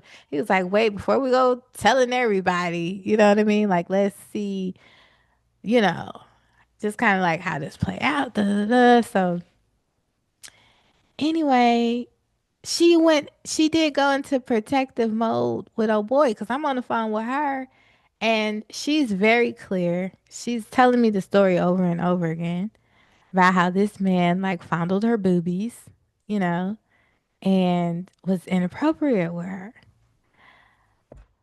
So I'm kind of cool with the wife. And I was like, just go talk to his wife. You know what I mean? Like, because we all kind of cool. Like, just go talk to his wife and da da da da. So anyway, I ended up talking to the wife after the situation. She talked to me and I talked to her. But the same thing with the retreat leader, Then all of a sudden she like, maybe I made it up in my head. Maybe da da da da da da. And I was just like, maybe you did, but So what you're saying makes I would I don't know if I want to collect that on that because then that's going to invite all these kind of people into my world. But I would collect that on that in my mind by looking back at certain situations of people that I've known that have been abused Hmm. early in life and to see if that is a, how that played out, if that's a thing. Because that, to me, it just adds up. Like it would make so much sense that that is a common side effect. Mhm. And then if you grow up in generational abuse, like some people have just like it's just been a part of their family for generations, so they automatically go to, the protection mode of anybody that somebody deems abuser, like you'll just go straight into protection mode, Yep. and you don't even think about it. You don't even think about it. Yep. This is a Yep. thing, y'all. Oh This is Oh, yeah. a thing. definitely. Yeah, me and my Definitely. brother talk about this all the time. Wow. I was It's just like talking about this to systemic my boyfriend Stockholm last night. syndrome. I was just talking about that, like as a whole, as a families as a whole, families who have Mm. pedophiles in their family, and Yep. and nobody reports them. Everybody just protects him and don't say nothing, or just try to keep kids away from him. But still, he's at all the family functions and stuff like that, and people act like he never did anything wrong, and they still Yeah. protecting him. But you before I left, um, so with that particular situation with that man I was with, I would just say I had it for an extremely short period of time because I after 3 months, that's when I left. After 3 months of the stuff, I was gone. I was done. But I didn't want to tell anybody anything because he told me about his life story. And I'm one of those people that's like, okay, what was? To where I allowed certain things to happen. They went through this, they went through that, and that's why they act like this, and that's why they act like that because of this and because of that. And so they just need love. They need to be loved. If I love them enough, then things will be better, and then they'll change and blah. So to me, that's definitely a Stockholm type of thing right there. And then back to like my father, Stockholm all the mother freaking way. It was my Yeah, it's a religious thing too. it's Like it's definitely religious because like, the man is you the head of the know, household. religion like does that systemic Stockholm syndrome thing, like programming. Yes, you Yeah. do you do what you're supposed to do when it comes to the man runs the household. It don't matter if it's bad or good of how he's running things or what he is doing. You Yeah, and you forgive. can change people with love. Exactly. You forgive, you love them, you let God judge them. You don't be judge, you don't be the judge. That's stuff that they used to say. But like for years, like as far as my father and other different things that he was doing in my life with all extreme cheating, he was doing on to my mama, and just so much stuff that was going on. I when I was young, I always make excuses for him for why he did the different things he did. Well, he was abused. My daddy was abused really bad from his father. And so he's doing this because his daddy did that. My dad's a black sheep of the family. So I have to love him. And I made excuses for all the negative things that he did. I made excuses for it. Well, that's because he went through this, that, and the other. So Mm. I always, that's why I protected him for so long. You hear the story, that's in my opinion, for me. You hear a backstory, well, that's why they're doing this. I'm going to love them through it. That was my thing. So that would be my Stockholm with my father. Yeah. Wow. I just Yeah. didn't even think about it in that uh broad of a, spectrum. Like my angle of seeing that was so limited, like a particular woman has an abuser and, Yeah, like you can only get Stockholm syndrome if you're kidnapped for a long period of time or right. something. I didn't That's the only even way. But uh and then I got a cousin that just came. Damn, I got a couple of cousins, but one of them in particular, like I just remember being so shocked. Like, her grandfather is one of the biggest perverts in our family. You know what I mean? Like, to the point, I mean, great aunts, like, do not fuck with him. We was taught from since I can remember, like, I never went over her grandma's house. You know what I'm saying? And actually, I never went over there until I was an adult, you know? And we were always told to stay away from him, you know, like to the point to where this wasn't just everybody in our family knew this. You know what I'm saying? So it Mhm. came out in discussion one day, and another cousin who was closer to her than I was like, "Girl, yeah, like we all know that. Like even my grandma told me to stay away from your granddad and duh, duh, duh, you know." And her grandma and the other cousins, grandma's sisters, you know, and she just was no, I can't believe, yeah, you know, like we were making it up, and I was like, nah, babe, like I was like, this is for real, like I don't fuck with your grandfather to this day, like that's why when he came to the house, I had a total attitude with him. I was like, how do you not know this? Like some of his own children have come out and talked about his abuse to them, you know, like what? People, And now it makes so much sense why she was acting like that. And I didn't,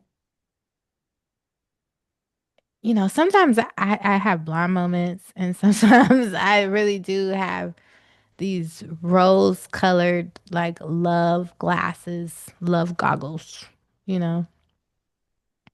And I was just like, oh, maybe she just loves him so much, you know what I'm saying? But he's too big of a pervert not to have spent any time with any little girl and not done tried something. He's too much of a pervert. You know what I'm saying? So it all makes sense now. Damn, that's crazy work. So I just talk about something new, honey. Yeah, I was today years old. Okay. Um, wow. All right. So wow. All right. So this is interesting. All right. So we kind of been on here for a while. So I do kind of want to wrap it up with something a little bit more positive, which is to talk about some of the modalities. And Brady K, since you like kind of, you know, pop this jack out the box, let's just really, damn. Okay. I don't, this is so important to me. I don't want to breeze over it. Okay. So first of all, let's just give a real quick how someone can identify that they have Stockholm syndrome. This is for real. Like for real. How can you identify that? Because I feel like this happens all the time. Like everybody knows somebody, you know what I'm saying? Like now that I have identified that, like put a title on, like I'm like, yo, you know how many glimpses of different women that this is popping in my head? Like that's what was going on. They had the Mhm. Stockholm thing going on, right? So give us some markers. Like, how can a person identify that they have this going on within them? well, I know, Brady is gonna have some good juicy stuff, so I'm gonna say mine real quick. If you are in a situation and you are going through mental, emotional, whatever pain that someone else is giving to you, and it's happening over and over and over again, no matter what you say, and you keep making excuses for them, no matter what, that's what it is. You see clearly, you're seeing what they're doing to you, but yet you keep on forgiving them to the point where you are hurt, you're broken, devastated, but you just keep pulling yourself back up and making excuses for them for why they did it instead of just realizing, no, what you're doing to me is wrong. I shouldn't go through this. I shouldn't stay in a situation where a person is constantly hurting me on all different types of levels and then making excuses for them. That's what it is to me. No, That's a and way to recognize it. well, well, it's it's easy to recognize as an observer, so it's easy for you to say that. But Yeah. somebody who's in it right now, somebody who's actually at home, you know, living with their abuser and not, they think their life is fine. They don't see it yet. They don't see it yet. They don't want different yet. Until I wanted different, like I had to change like my wants, you know. What man, because like for me, like with the guy that, I knew for 10 years, um, every time it was good, and I had that, I just had that want to be with him, and I was like, okay, I just gotta stick it out. I gotta show him my loyalty, he'll choose me in the end. And uh yeah, something happened in like it was like in the last like 3 years, like when we lived together and I saw like him on a daily basis, like, we're waking up together and, like you really see somebody when you're living with them, right? Um, it just, I got this ick, like, and I was like, ew, why am I attracted to you? Like, but it took about maybe 2.5 years of the 3 years we lived together that I actually was like, oh. And I mean, this whole time he's got a girl in the house like every day. He literally could not well, okay. So when he first moved in, we were sleeping in the same room. And then my brother moved out, so we had separate rooms. And when he was sleeping in the same room with me, we weren't in the same bed, but we were in the same room, different beds.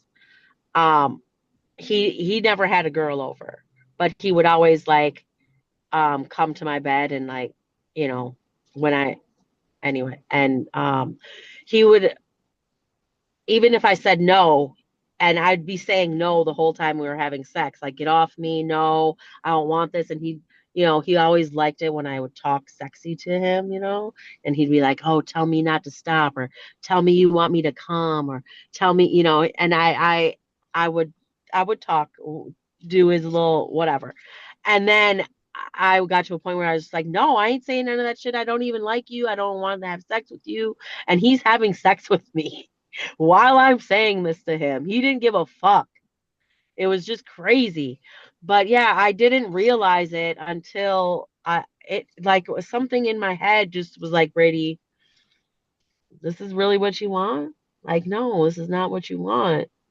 But I was also learning different things spiritually at that time that helped me out, like about shadow work.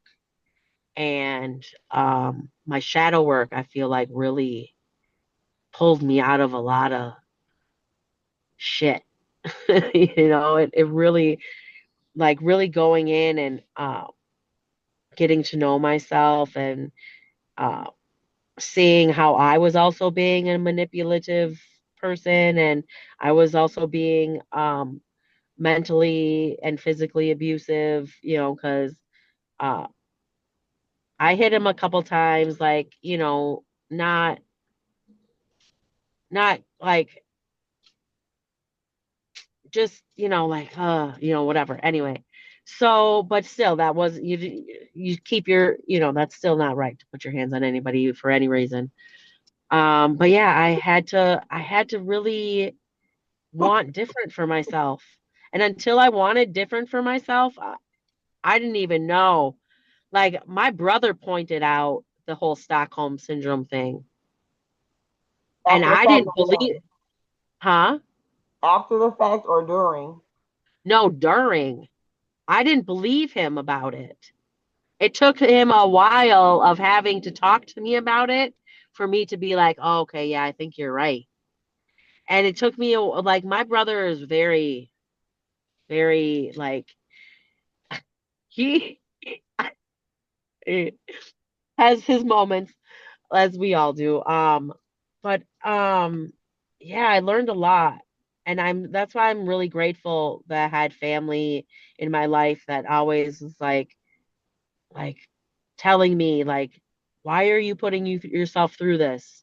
Why are you putting up with that? Like, he does not like you. He's not interested in you. Like, and you know, for a long time, I just like didn't believe them. I was like, oh no, when it's good, it's good. And he like I would only fixate on the good parts. And I was very mm, not hard on myself, Mm-hmm. but very like mean to myself. Mm-hmm. So I was like, bitch, if you let him go, ain't nobody like you're ugly. Nobody wants you, like oh, I told myself the worst things. The worst things.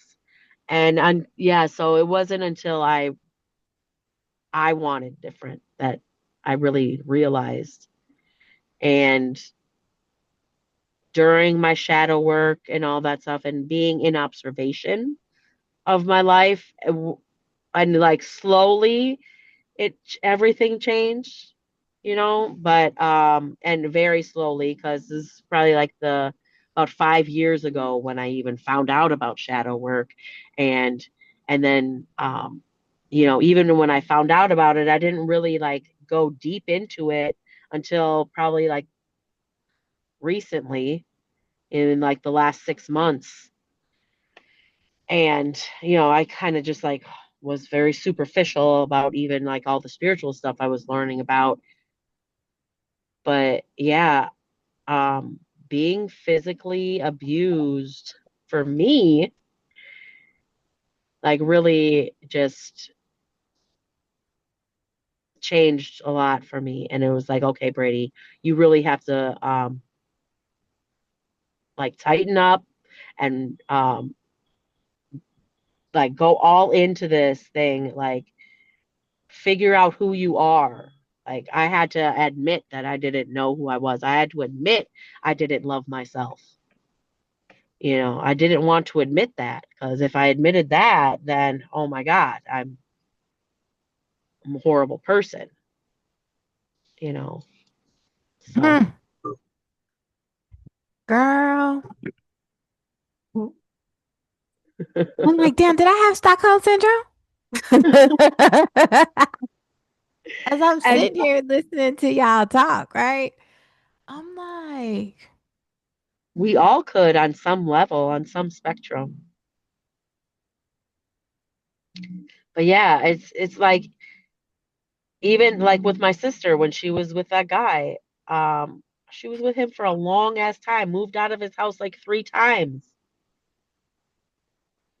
But he was paying for everything. He put her through school. Like she literally the fucking day after she graduated, she moved home and cut him out of her life because I mean, even for her, like I feel like as an observer, I'm like, well, that's kind of manipulative that you just use somebody for their money and then, you know, um and but also he was abusive, so but I'm like, God, how could like you really gotta need that money to put up with that. But my sister's a whole nother fucking beast in herself. So so yeah, I feel it like it Stockholm is not only in relationships like that. It can also be with friendships. oh, yeah, it's a um lot. It's a lot. Yeah. I had to look up the definition really quick. Okay. And so it is what I was just sitting here feeling as I'm observing y'all and myself is really the story that you tell yourself. Mhm. to make trauma and abuse okay, Mhm. Yeah. you know? And so, we were just talking about identifying when you are in a situation that is abusive and you're dealing with Stockholm and it's time to uh get out. Yeah. And I really feel like Brady K's example is really good, that basically what she was saying, to sum it up, is you got to be ready. When you're ready, there'll be certain alerts that come off. But the deal is to all women, like, listen to yourself and how you're talking Yes. to yourself and what you're allowing yourself to endure. Like, are you happy? Yeah. Right.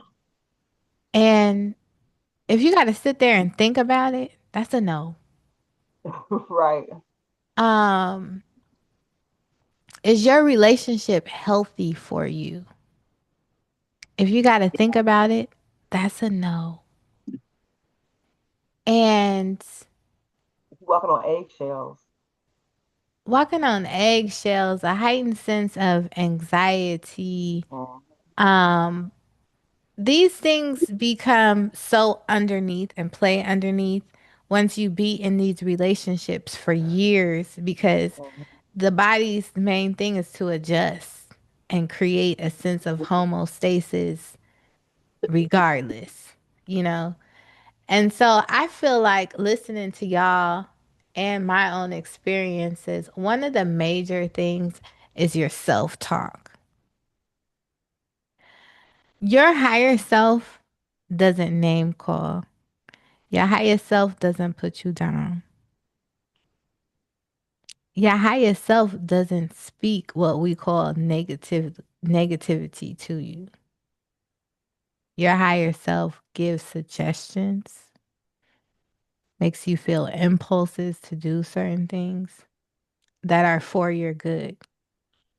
Hmm. And so when you have these voices in your head talking to you crazy, that's your ego.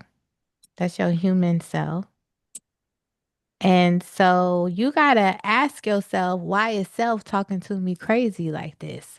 That means that there's a story playing that no longer suits you, that no longer fits you. If you talking to yourself crazy at this point, right? So we need to delve into that and stop making this okay.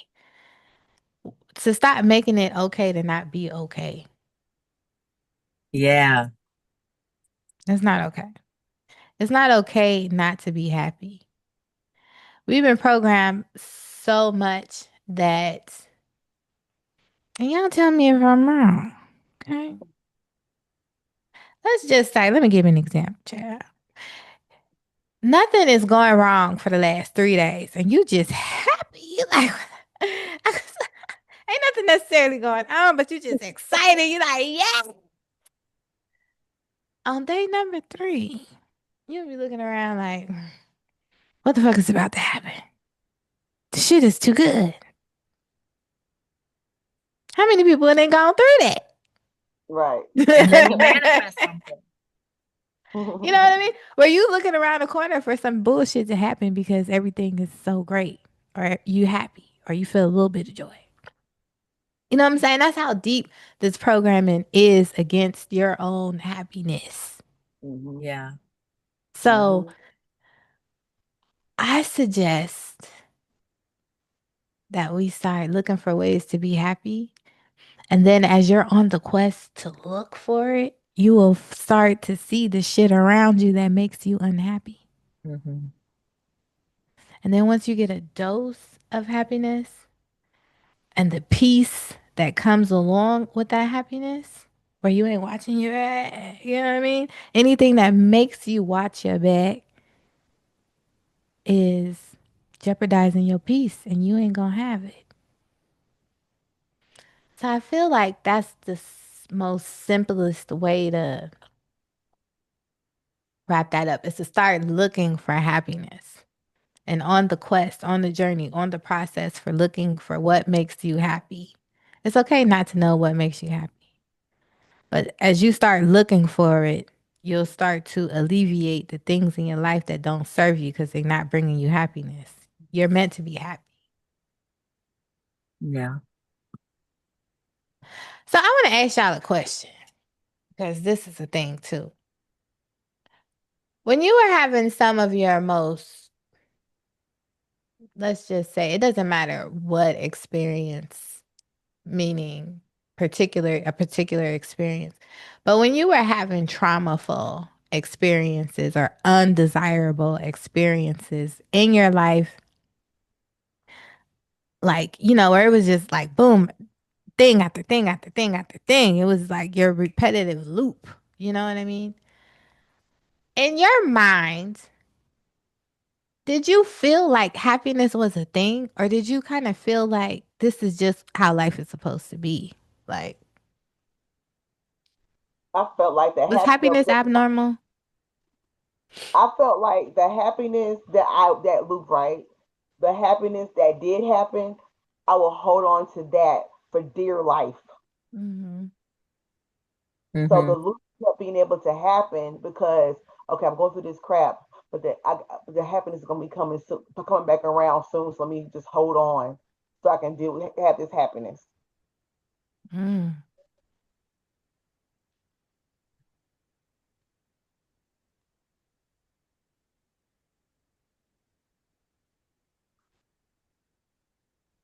I Ah, had to tell myself I deserved happiness first. Yep. Like definitely. um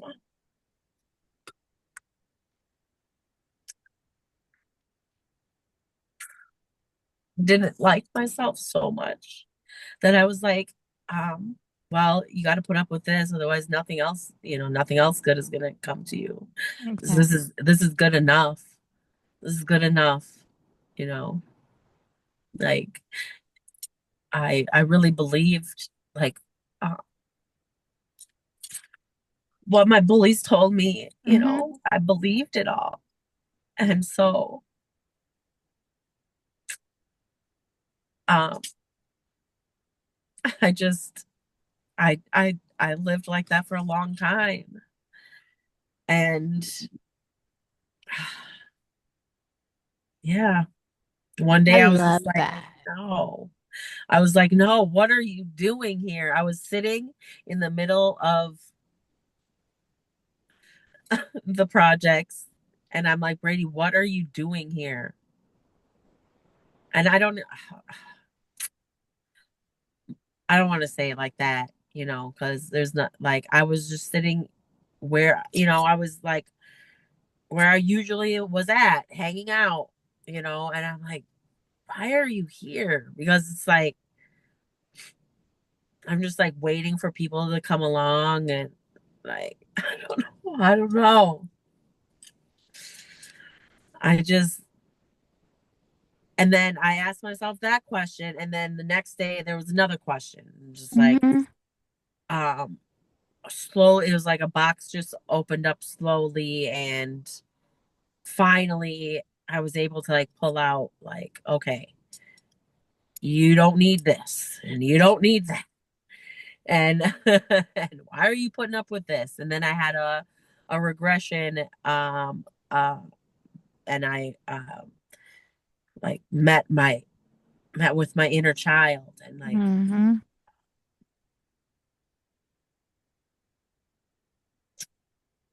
it was just like she told me like um the happiness that was stolen from you was not really stolen from you.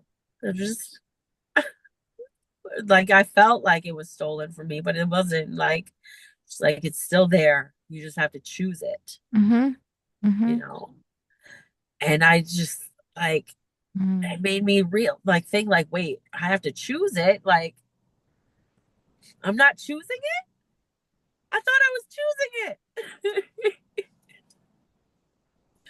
but I was choosing fear disguised as happiness.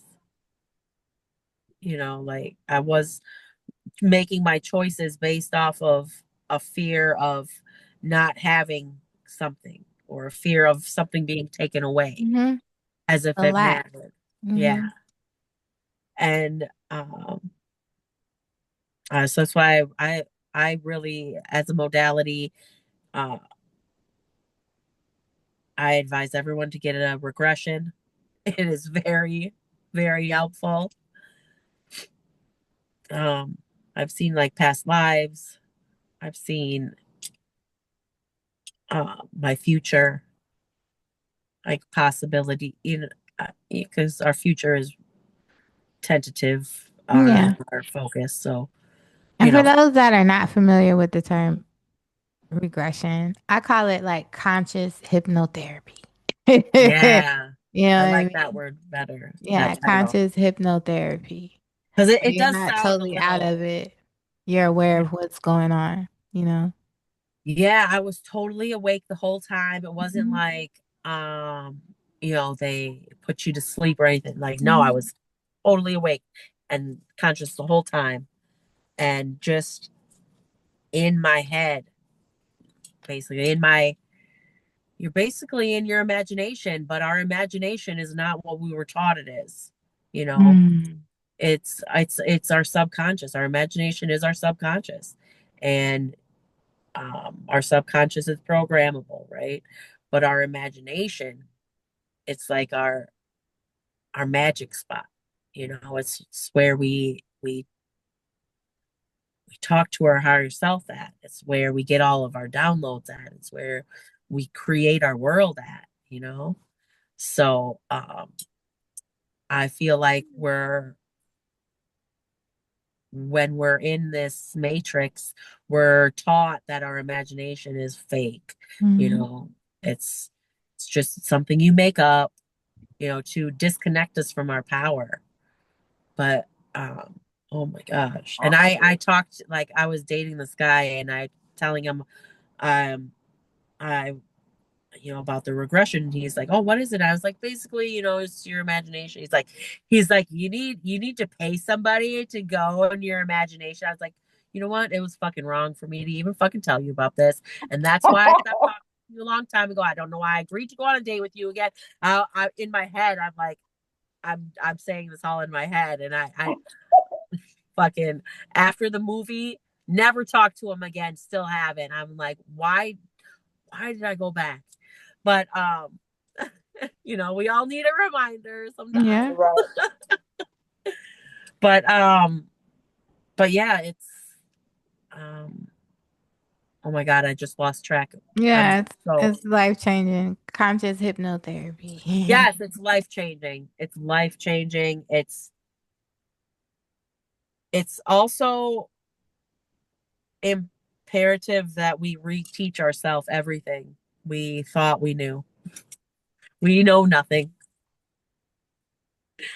To be Um honest,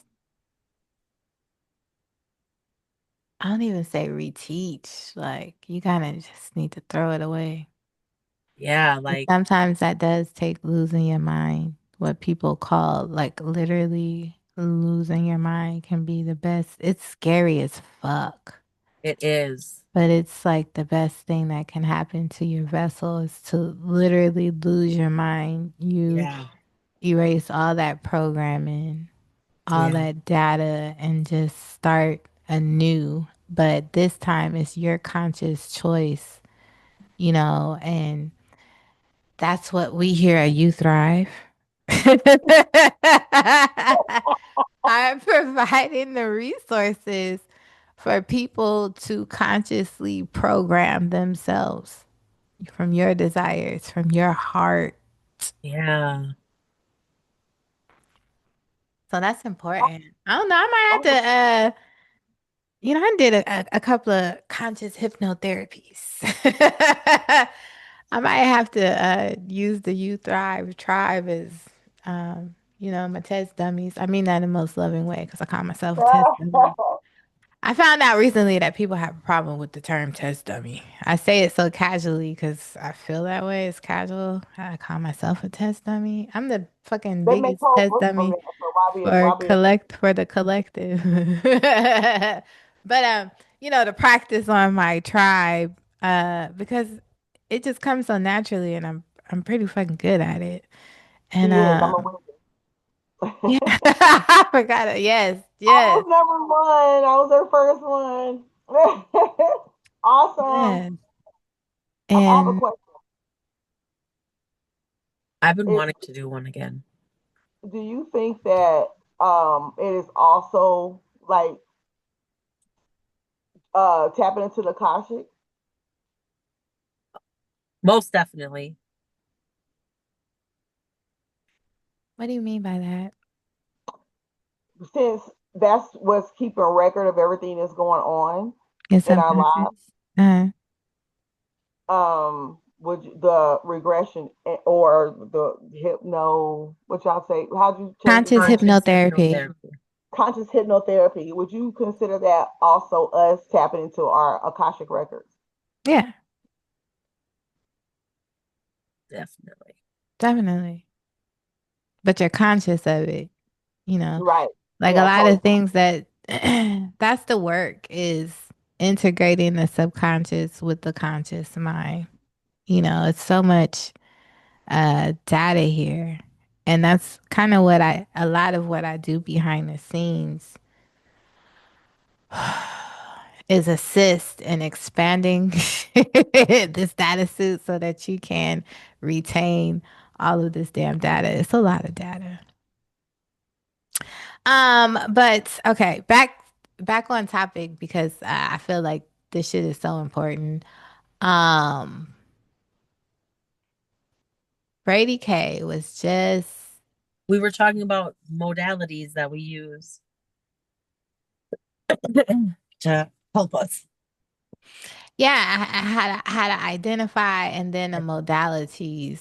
And I feel like I broke that down pretty simply. But modalities That's why that I I was saying feel shadow work. Yeah, that shadow are work is the best modality. yeah, To get me you and the noticed. trends. It's so trendy right now. I know. I know. Trends I get on I my see nerves. everybody talking. I was like, I started that 5 years ago.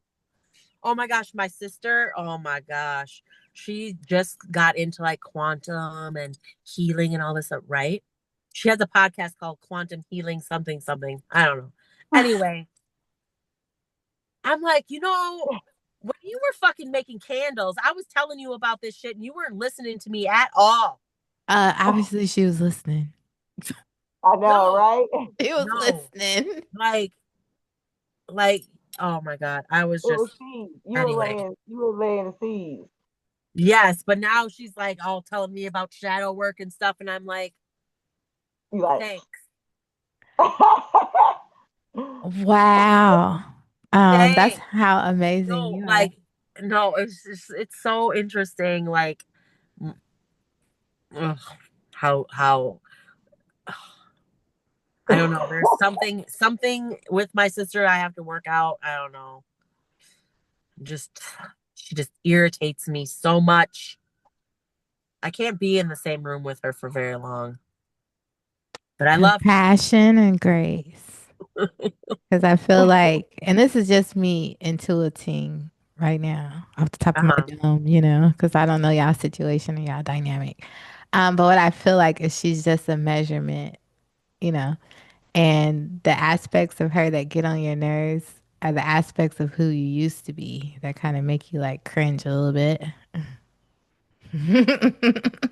Yeah, I know. I feel like I don't I'm sound like, it probably sounds like I love my sister Yeah, dearly. of She's course you a do. great person, Yeah. you know. But I just And obviously she loves you. She wants to be just like you. thank you. That's a great I need to look at it like that. You know what? I'm gonna look at it like that from now on. This face, this face. That's funny.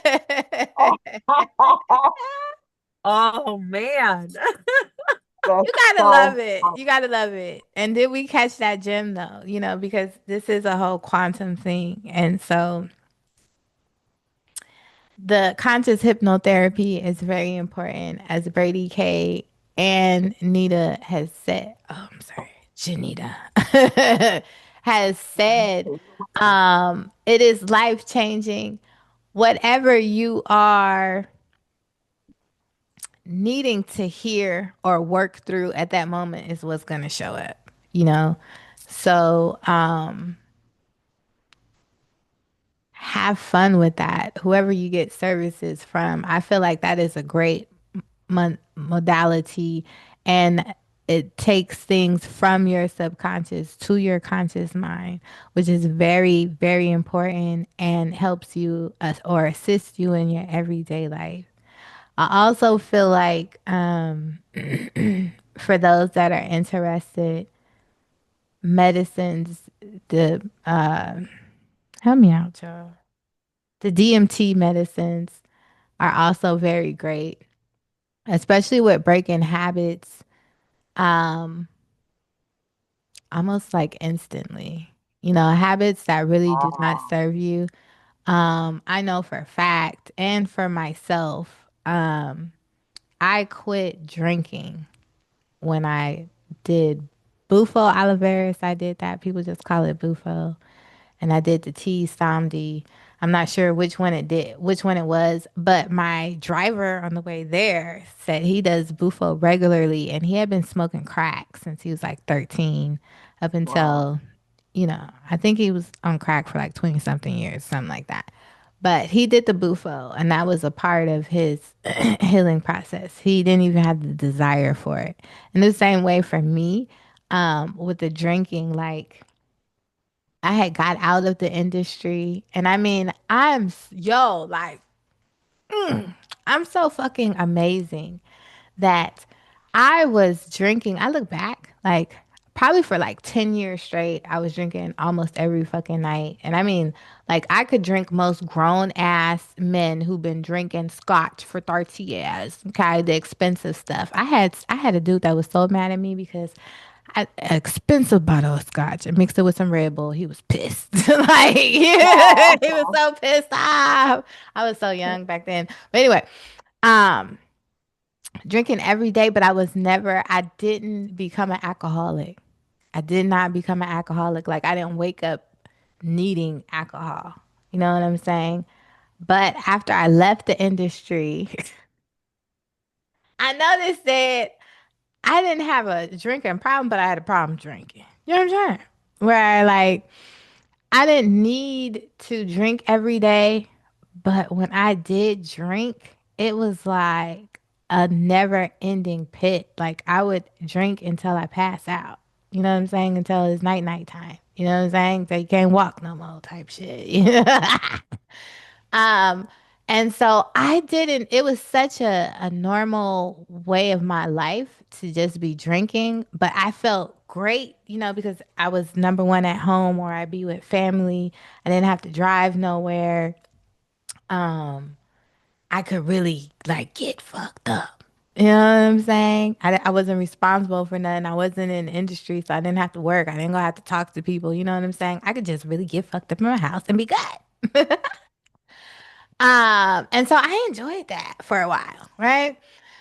So until I started becoming miserable. hmm I was a little bit miserable. Life was a little boring. It was a little mundane. So then I started drinking because I was miserable and I was bored and life was mundane. So that's when it became a problem. That's when it became a problem. And my lover at the time would piss me off. And I'm serious. I would go buy like, I don't know, maybe 3 packs of cigarettes, some Hennessy. And then I got real good with it. I started mixing it with this little sweet champagne that was pretty good. And then stumble my way back into the house. But anyway, in the meantime, I was kind of mean to people while I was drinking like that. So anyway, make a long story short, I had went to a retreat. Once I came back, I no longer had the desire for liquor. Like I ain't even want to drink. I ain't even want to nothing. I actually quit drinking for like 2 years. I would drink wine occasionally, which I wasn't really a big wine drinker, so it was cool. You know what I mean? It wasn't until I got pregnant with my super thug that I was like, I want to drink. It wasn't until I got pregnant. It was not, yo, I was like, I'm having a hood baby.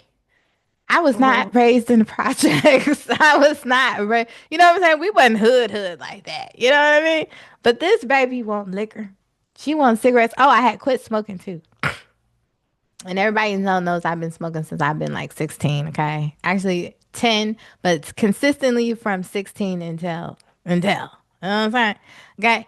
So anyway, that's ridiculous. I think about it. I think the first time I ever hit a cigarette, I was like 6. And then at 10, I realized I loved cigarettes. Yeah. And then I was smoking weed at 10 anyway. That's a whole nother thing. I'm not promoting that. But I found out that's just part of my culture. Call me the tobacco indigenous mother. Anyway, so um yeah, so I was pregnant with her and I started having craving for cigarettes, liquor, like actual liquor. I didn't drink it though. But I did have a couple of cigarettes during my pregnancy. I did. Sometimes with a little bit of wine. We was drinking wine, okay? Don't judge me. And actually studies say that red wine is good for your placenta, okay? And we wasn't drinking that shit every day. Um, but yeah, that's so after I had my child is when I started back smoking cigarettes. So for like 3 years and drinking liquor for like 3 years. Nope, actually, I didn't. She might have been drinking liquor was probably within the last year where I started drinking like liquor. Cause I had an experience with some Chardonnay where I had blacked out. And I was like, fuck that. I don't black out on no liquor. Chardonnay. Chardonnay's one. That You wine blacked made out me on black out. Chardonnay? Girl, fuck Chardonnay. What? Chardonnay, I don't know. It's like I don't know. It's like a ghetto beer. So I don't know. But that shit had me. I blacked out on Chardonnay. And what pissed me off was I didn't even drink, like because my tolerance used to be so high, I could drink a bottle of wine and be like, okay, I got me a buzz. You know what I'm saying? I didn't even drink a full bottle of the Chardonnay and like don't remember some things that had happened. It's because your Was body it rejecting it. was it Chateau Diana? No, I'm No, just kidding. No, stay away from any Chateau Diana wine. no, it was Why not. you say that? Why you say that? No, let me not get I don't want to get Chateau Diana mad at me. No, but No, it's sometimes just that like shit super happens. cheap wine that tastes really bad but gets you really fucked up. Mm-hmm. Oh, Like the okay. Mad Dog 2020s. From back in the day. Anybody drink that Mad Dog 2020? Oh It'll fuck yeah. you up, but don't Yeah. do it. Don't do it. I was like 17, 18 drinking that shit. Oh, it's like a liquor Kool-Aid, you know. Yes, you blacked out before you even finished the 40. That's It's funny. crazy. Yo, so the Chardonnay was like that for me. Anyway, but so my point was the medicines. If that's something that you are attracted to, medicines with the DMT do assist with the healing. The conscious hypnotherapy, simple stuff such as this. What is it how does your own perspective, what does your perfect life look like? Like, if life was to bring you the most optimal joy for you to have the most optimal experience, sit down and write it. No judgment, no bias. Don't think if this is possible, oh, that's not possible. None of that. None of that. Just sit down, write it, no holds barred, right? And then actually write down steps that you can take, small steps, not big, ginormic steps, but small steps that'll slowly get you to particular spaces in that story that you wrote, right? And then on that process, you will start to believe and then know. You'll start to believe that you deserve happiness. You will start to believe that you are worth it. And then the major one that I telling out my business, okay? The major one that I had an issue with is you do not have to suffer in order to be happy. Oh, yeah, You don't me have too. to go through the mud and then, okay, I've achieved happiness. You know, that's not, you don't have to do that, my loves. Earning. So to me, that's a simplistic, you know, most of the clients that's one of the major things. I do this all the time just to see, and it's a great way to see how much you've changed on the inside. Because you could have probably, especially if you was a client of mine, you could have done this exercise a couple of years ago, right? And do it again. Because I just done it recently and realized that it was some old stuff as I'm writing. I'm like, oh, yes. Like, I didn't even think about that. Or I forgot about that. Things that are not even in the forefront of your mind that you know will bring you the ultimate bliss. Okay. So, do you goddesses have any other suggestions of things that, um, things or modalities that people could use to have a more optimal experience? Mirror work. Some people don't like the mirror. Yeah, it's hard to look at yourself when you don't like yourself. I didn't like the mirror either. And now I stand in the mirror naked. I love on myself. I touch on myself. I love it. But How I did you get there? literally, You just had to do it, didn't you? Right, you gotta yeah, do it. I just had to do it. I just had to stand there But and Brady K was say I ready love though. myself. She was ready. She didn't think she was ready, but she was ready. But I Yeah. know for some people that being a coach, that has been especially I started off in the coaching industry as a health coach. So that was the mirror exercises are very hard for people that don't like their bodies. So I didn't it's even own a mirror for a long time. That wasn't just from the face up. wow. My little sister came and lived with me and she left her full body mirror. And then I was like, oh, okay, I'll keep it. Even That's though, pretty deep. yeah. And that was just a few years ago. That's interesting because when I said it, it's so interesting how everybody has different perspectives depending on what is said. Because when I said it, I was literally only thinking about looking at your face. I wasn't even thinking about the body. So that's very interesting how y'all went there, and it just shows how everybody has different angles of how they see things. Because I was literally just talking about looking in the mirror, observing yourself, speaking to yourself, you know, starting to love yourself. So that's interesting. It lets me not even be more specific. That's And my good. issues with my body was a lot of the part of me not loving myself Right. because I don't have the typical white girl body at all. You look at my sisters, they're all built different than me, all of them, even my mom. And so I thought I'm like this. I'm like, why was I born like this? You know, why couldn't I be born like my little sister? Why Hmm. couldn't I be born like my older sister? Or my, like I just oh, That's a tough one.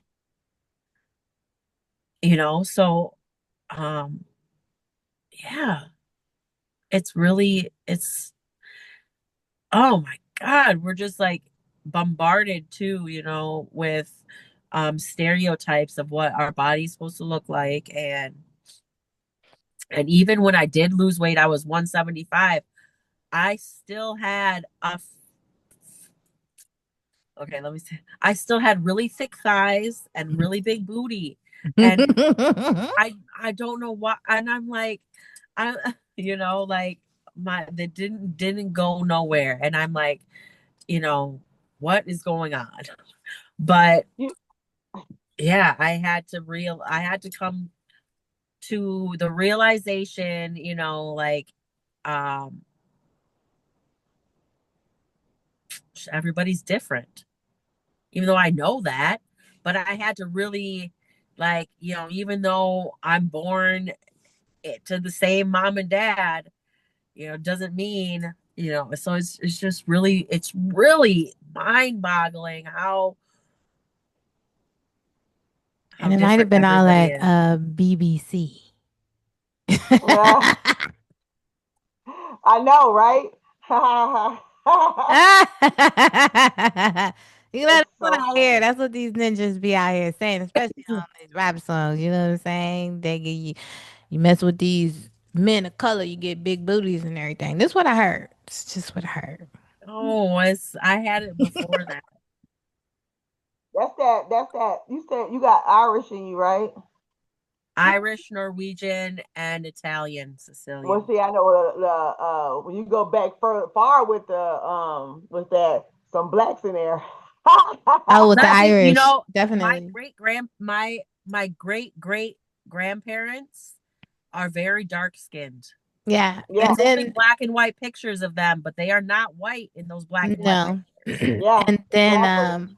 when you get back to them migrating to the Americas, many of them are in Chicago. We still use the term to this day. Like when they come in, That's where my when they mom's come and from. pick up a big group of people to popo, we call it the paddy wagon. You know, that's an Irish term. They be like, oh, here comes the paddy wagon. Yeah, You no, you my talk. mom's family is from Chicago. Oh, okay, okay. Yes. You Yes. know what's funny to Displays, me? What's funny displays to in me particularly.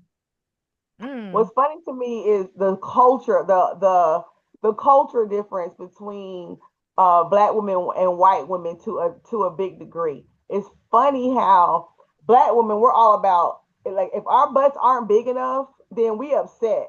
But watching white women, I'm gonna say as a whole, not all, because stuff is changing. They getting BBLs and stuff, but Right. it used to be, oh my goodness, my butt's too big, and to us, we were looking like, what are you talking about? It's too big. That's you want to be big, and they're like, oh my goodness, no, I don't want my butt to be big. Like you want to have big, sexy legs and hips and stuff like that. To us, that's like, And and when you lips. right, exactly. And so like when we're too skinny and don't hardly have a shape, and so we're upset, we're mad, you know what I'm saying? And then it's just so funny growing up and seeing the opposite. How it was just crazy to me. It was so funny to But me. when did this become a thing? Though, okay, because this is so funny because of the discussions, right? We getting so off topic, but the first one is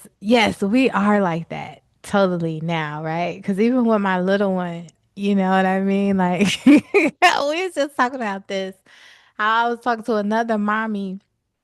And we both looking at our daughters and we like, oh, okay, she got a little booty, you know what I'm saying? Proud and be proud, but like, ooh, I hope my baby butt ain't gonna be flat. And she brought up an interesting. She was like, but what was we gonna do if our babies didn't have no booty and no hips? And I was like, we still gonna love them, but it's great that they got some ass, and some hips, you Right. know.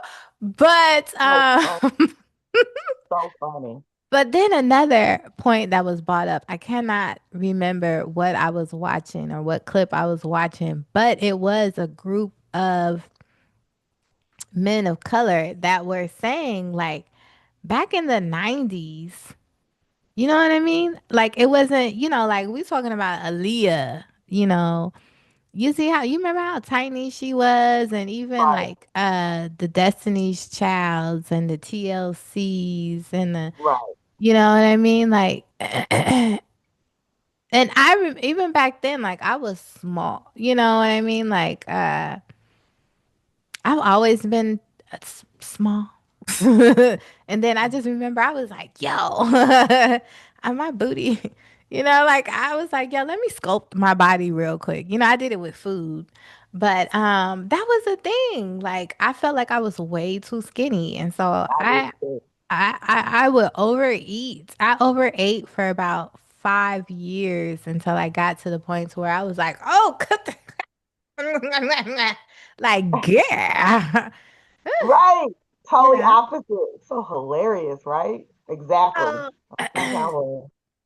what's up with that? You know what I mean? Culture. Was that like uh another brand of programming that we went through with the media and the, Oh, definitely. with the foods and the fast foods and getting us to eat more. But then I don't know about that because when we look at some of the older, or I'll say ancient, because they're artifacts now of women in our culture, and these they were mythological beings back then is what they were calling them. I feel like they're our ancestors. But anyway, it's these hippie, big busted, big hips, big thighs. You know what I mean? Even when the matriarch came to me and I first seen them, the one that stepped forward and showed me as her and her as me, and I was like, you know, she is like this, like 7 foot. I mean, she thicker than a Snicker. She not, you know what I'm saying, Voluptuous. chunky. She ain't exactly like she is as thick as you can be without being, I guess, what we would call fat, Mm-hmm. or overweight. Hmm. She's and Mm-hmm. curvy and big old chicken, you know what I'm saying? Like big arms, big everything. Like, Mm-hmm. Mm-hmm. so that's interesting. You know what? Just hit me right now as we were saying that is I forgot it's like this reset, so everything is going back. So we were always, like curvy and as the mothers, you know, because now they're telling me they presented themselves to me as Amazonian women. I need to look this up too. What's up with this Amazonian women thing? What? You don't. Yeah, I don't know nothing about that. Oh, yeah. Get into it, girl. Get into Don't excite They were me. here. They were here too. California at one time was all Amazonian women, and like the Queen Khali- Khalifa. Uh-huh. Khalifa.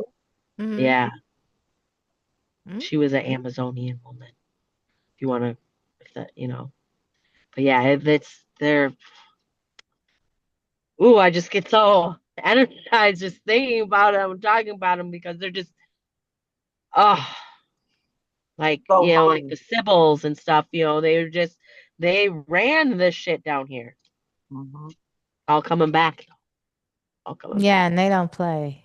Okay. No, I channeled no, them they don't. again. They do not play at all. No. Um, The Vatican used to be owned and ran by not the Vatican like as we know it, yeah. but like before it was corrupted by the patriarchy.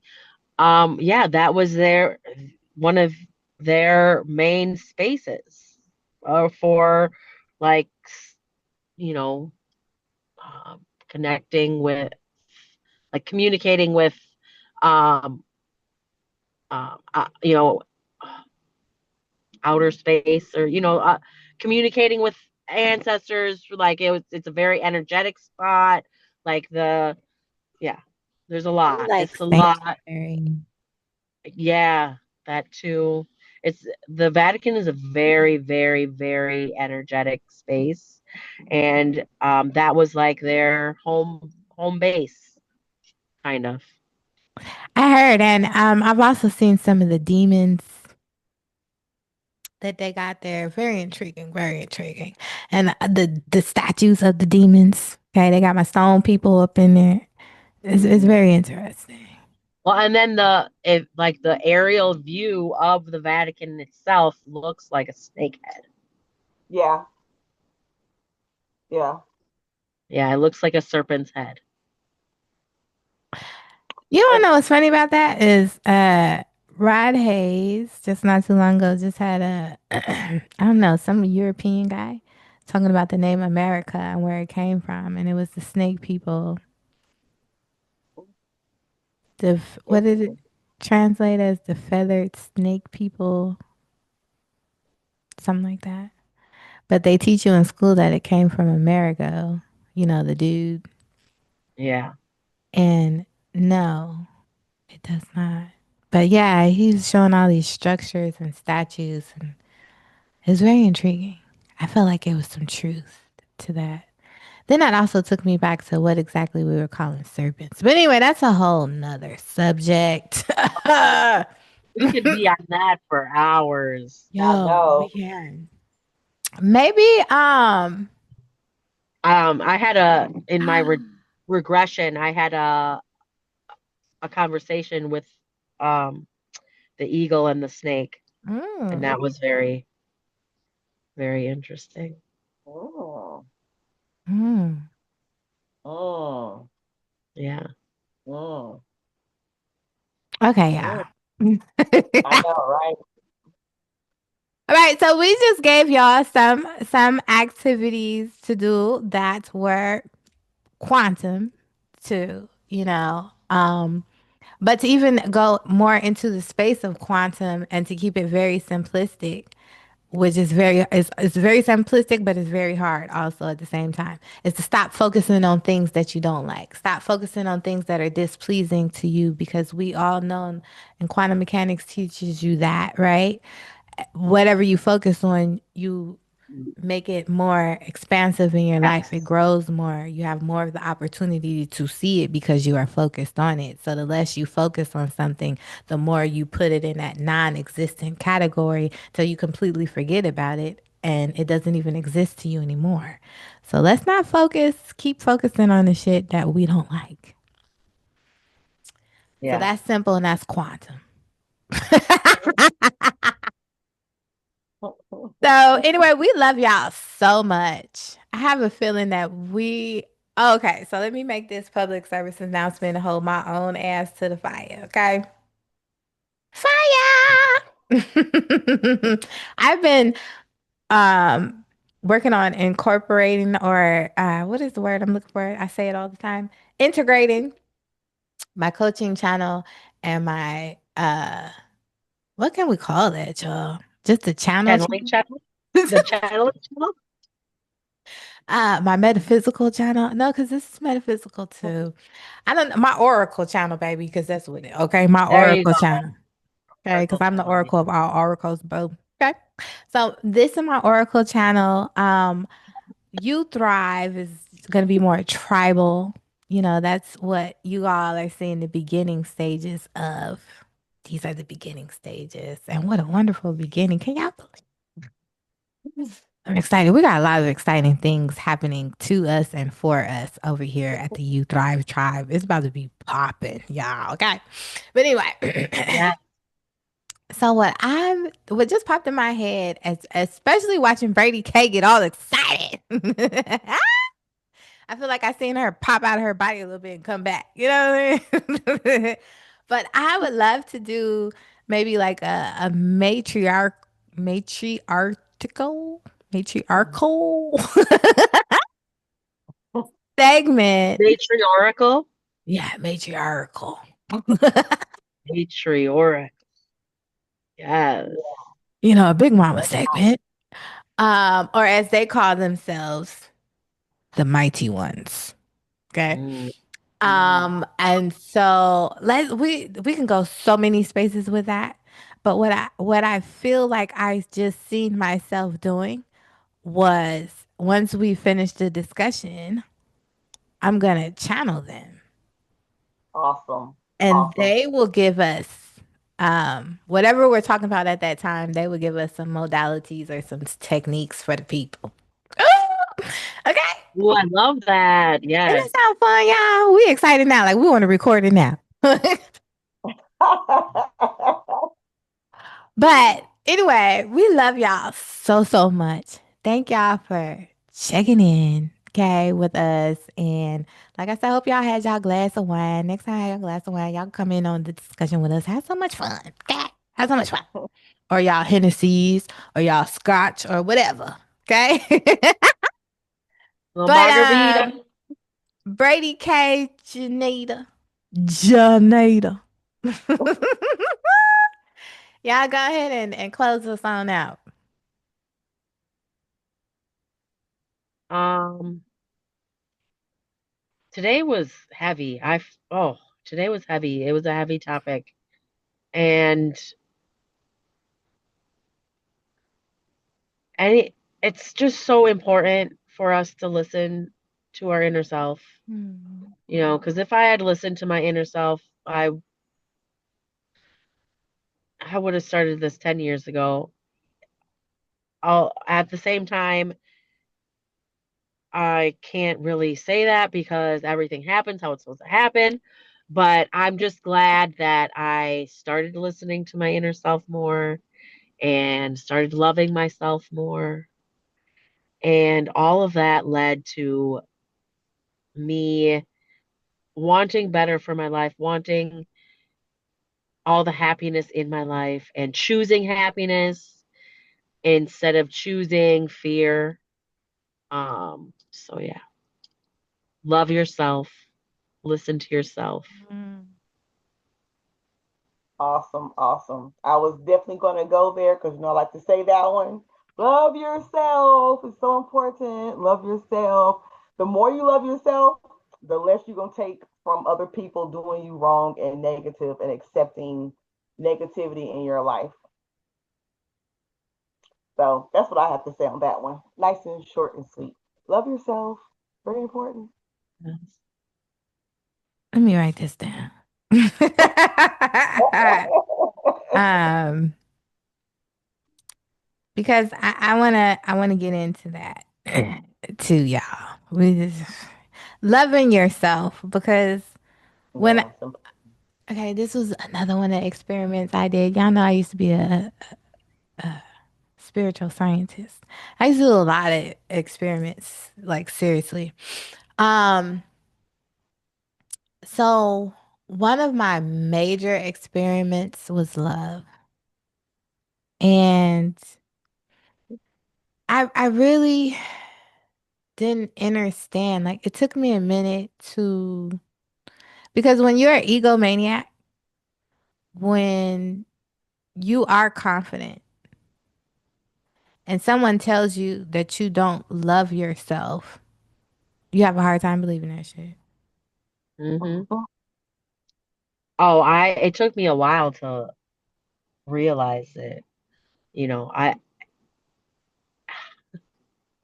I was in denial, deep. And could you say that you was in denial or that you just couldn't see it? Because to be in denial is you can see it, you just denying it. Oh, but deny it. Well, I denied that I didn't love because yeah, I was like, no, I love myself. Hmm. I feed and clothe and shelter myself. But I was like literally, yeah, Baby, literally giving myself the bare minimum of love, and I was allowing other people to treat me horribly, but not realizing that allowing that was a form of not loving yourself. Mm. So yeah. I think that's important because, like I said, I was an egomaniac and I was confident. And so for someone to tell me that I didn't love myself, like I can't even fucking hear you. Like my ego won't let me hear you. What the fuck you're talking about? You know what I'm saying?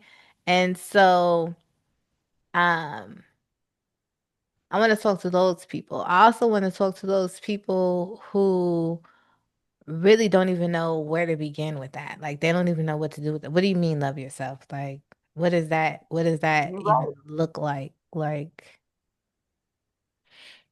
so I think that that is a very important topic and to be able to come from it from a varied of different angles. You know what I mean?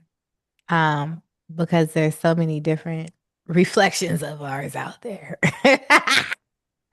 Especially the ones that, and this is a thing too.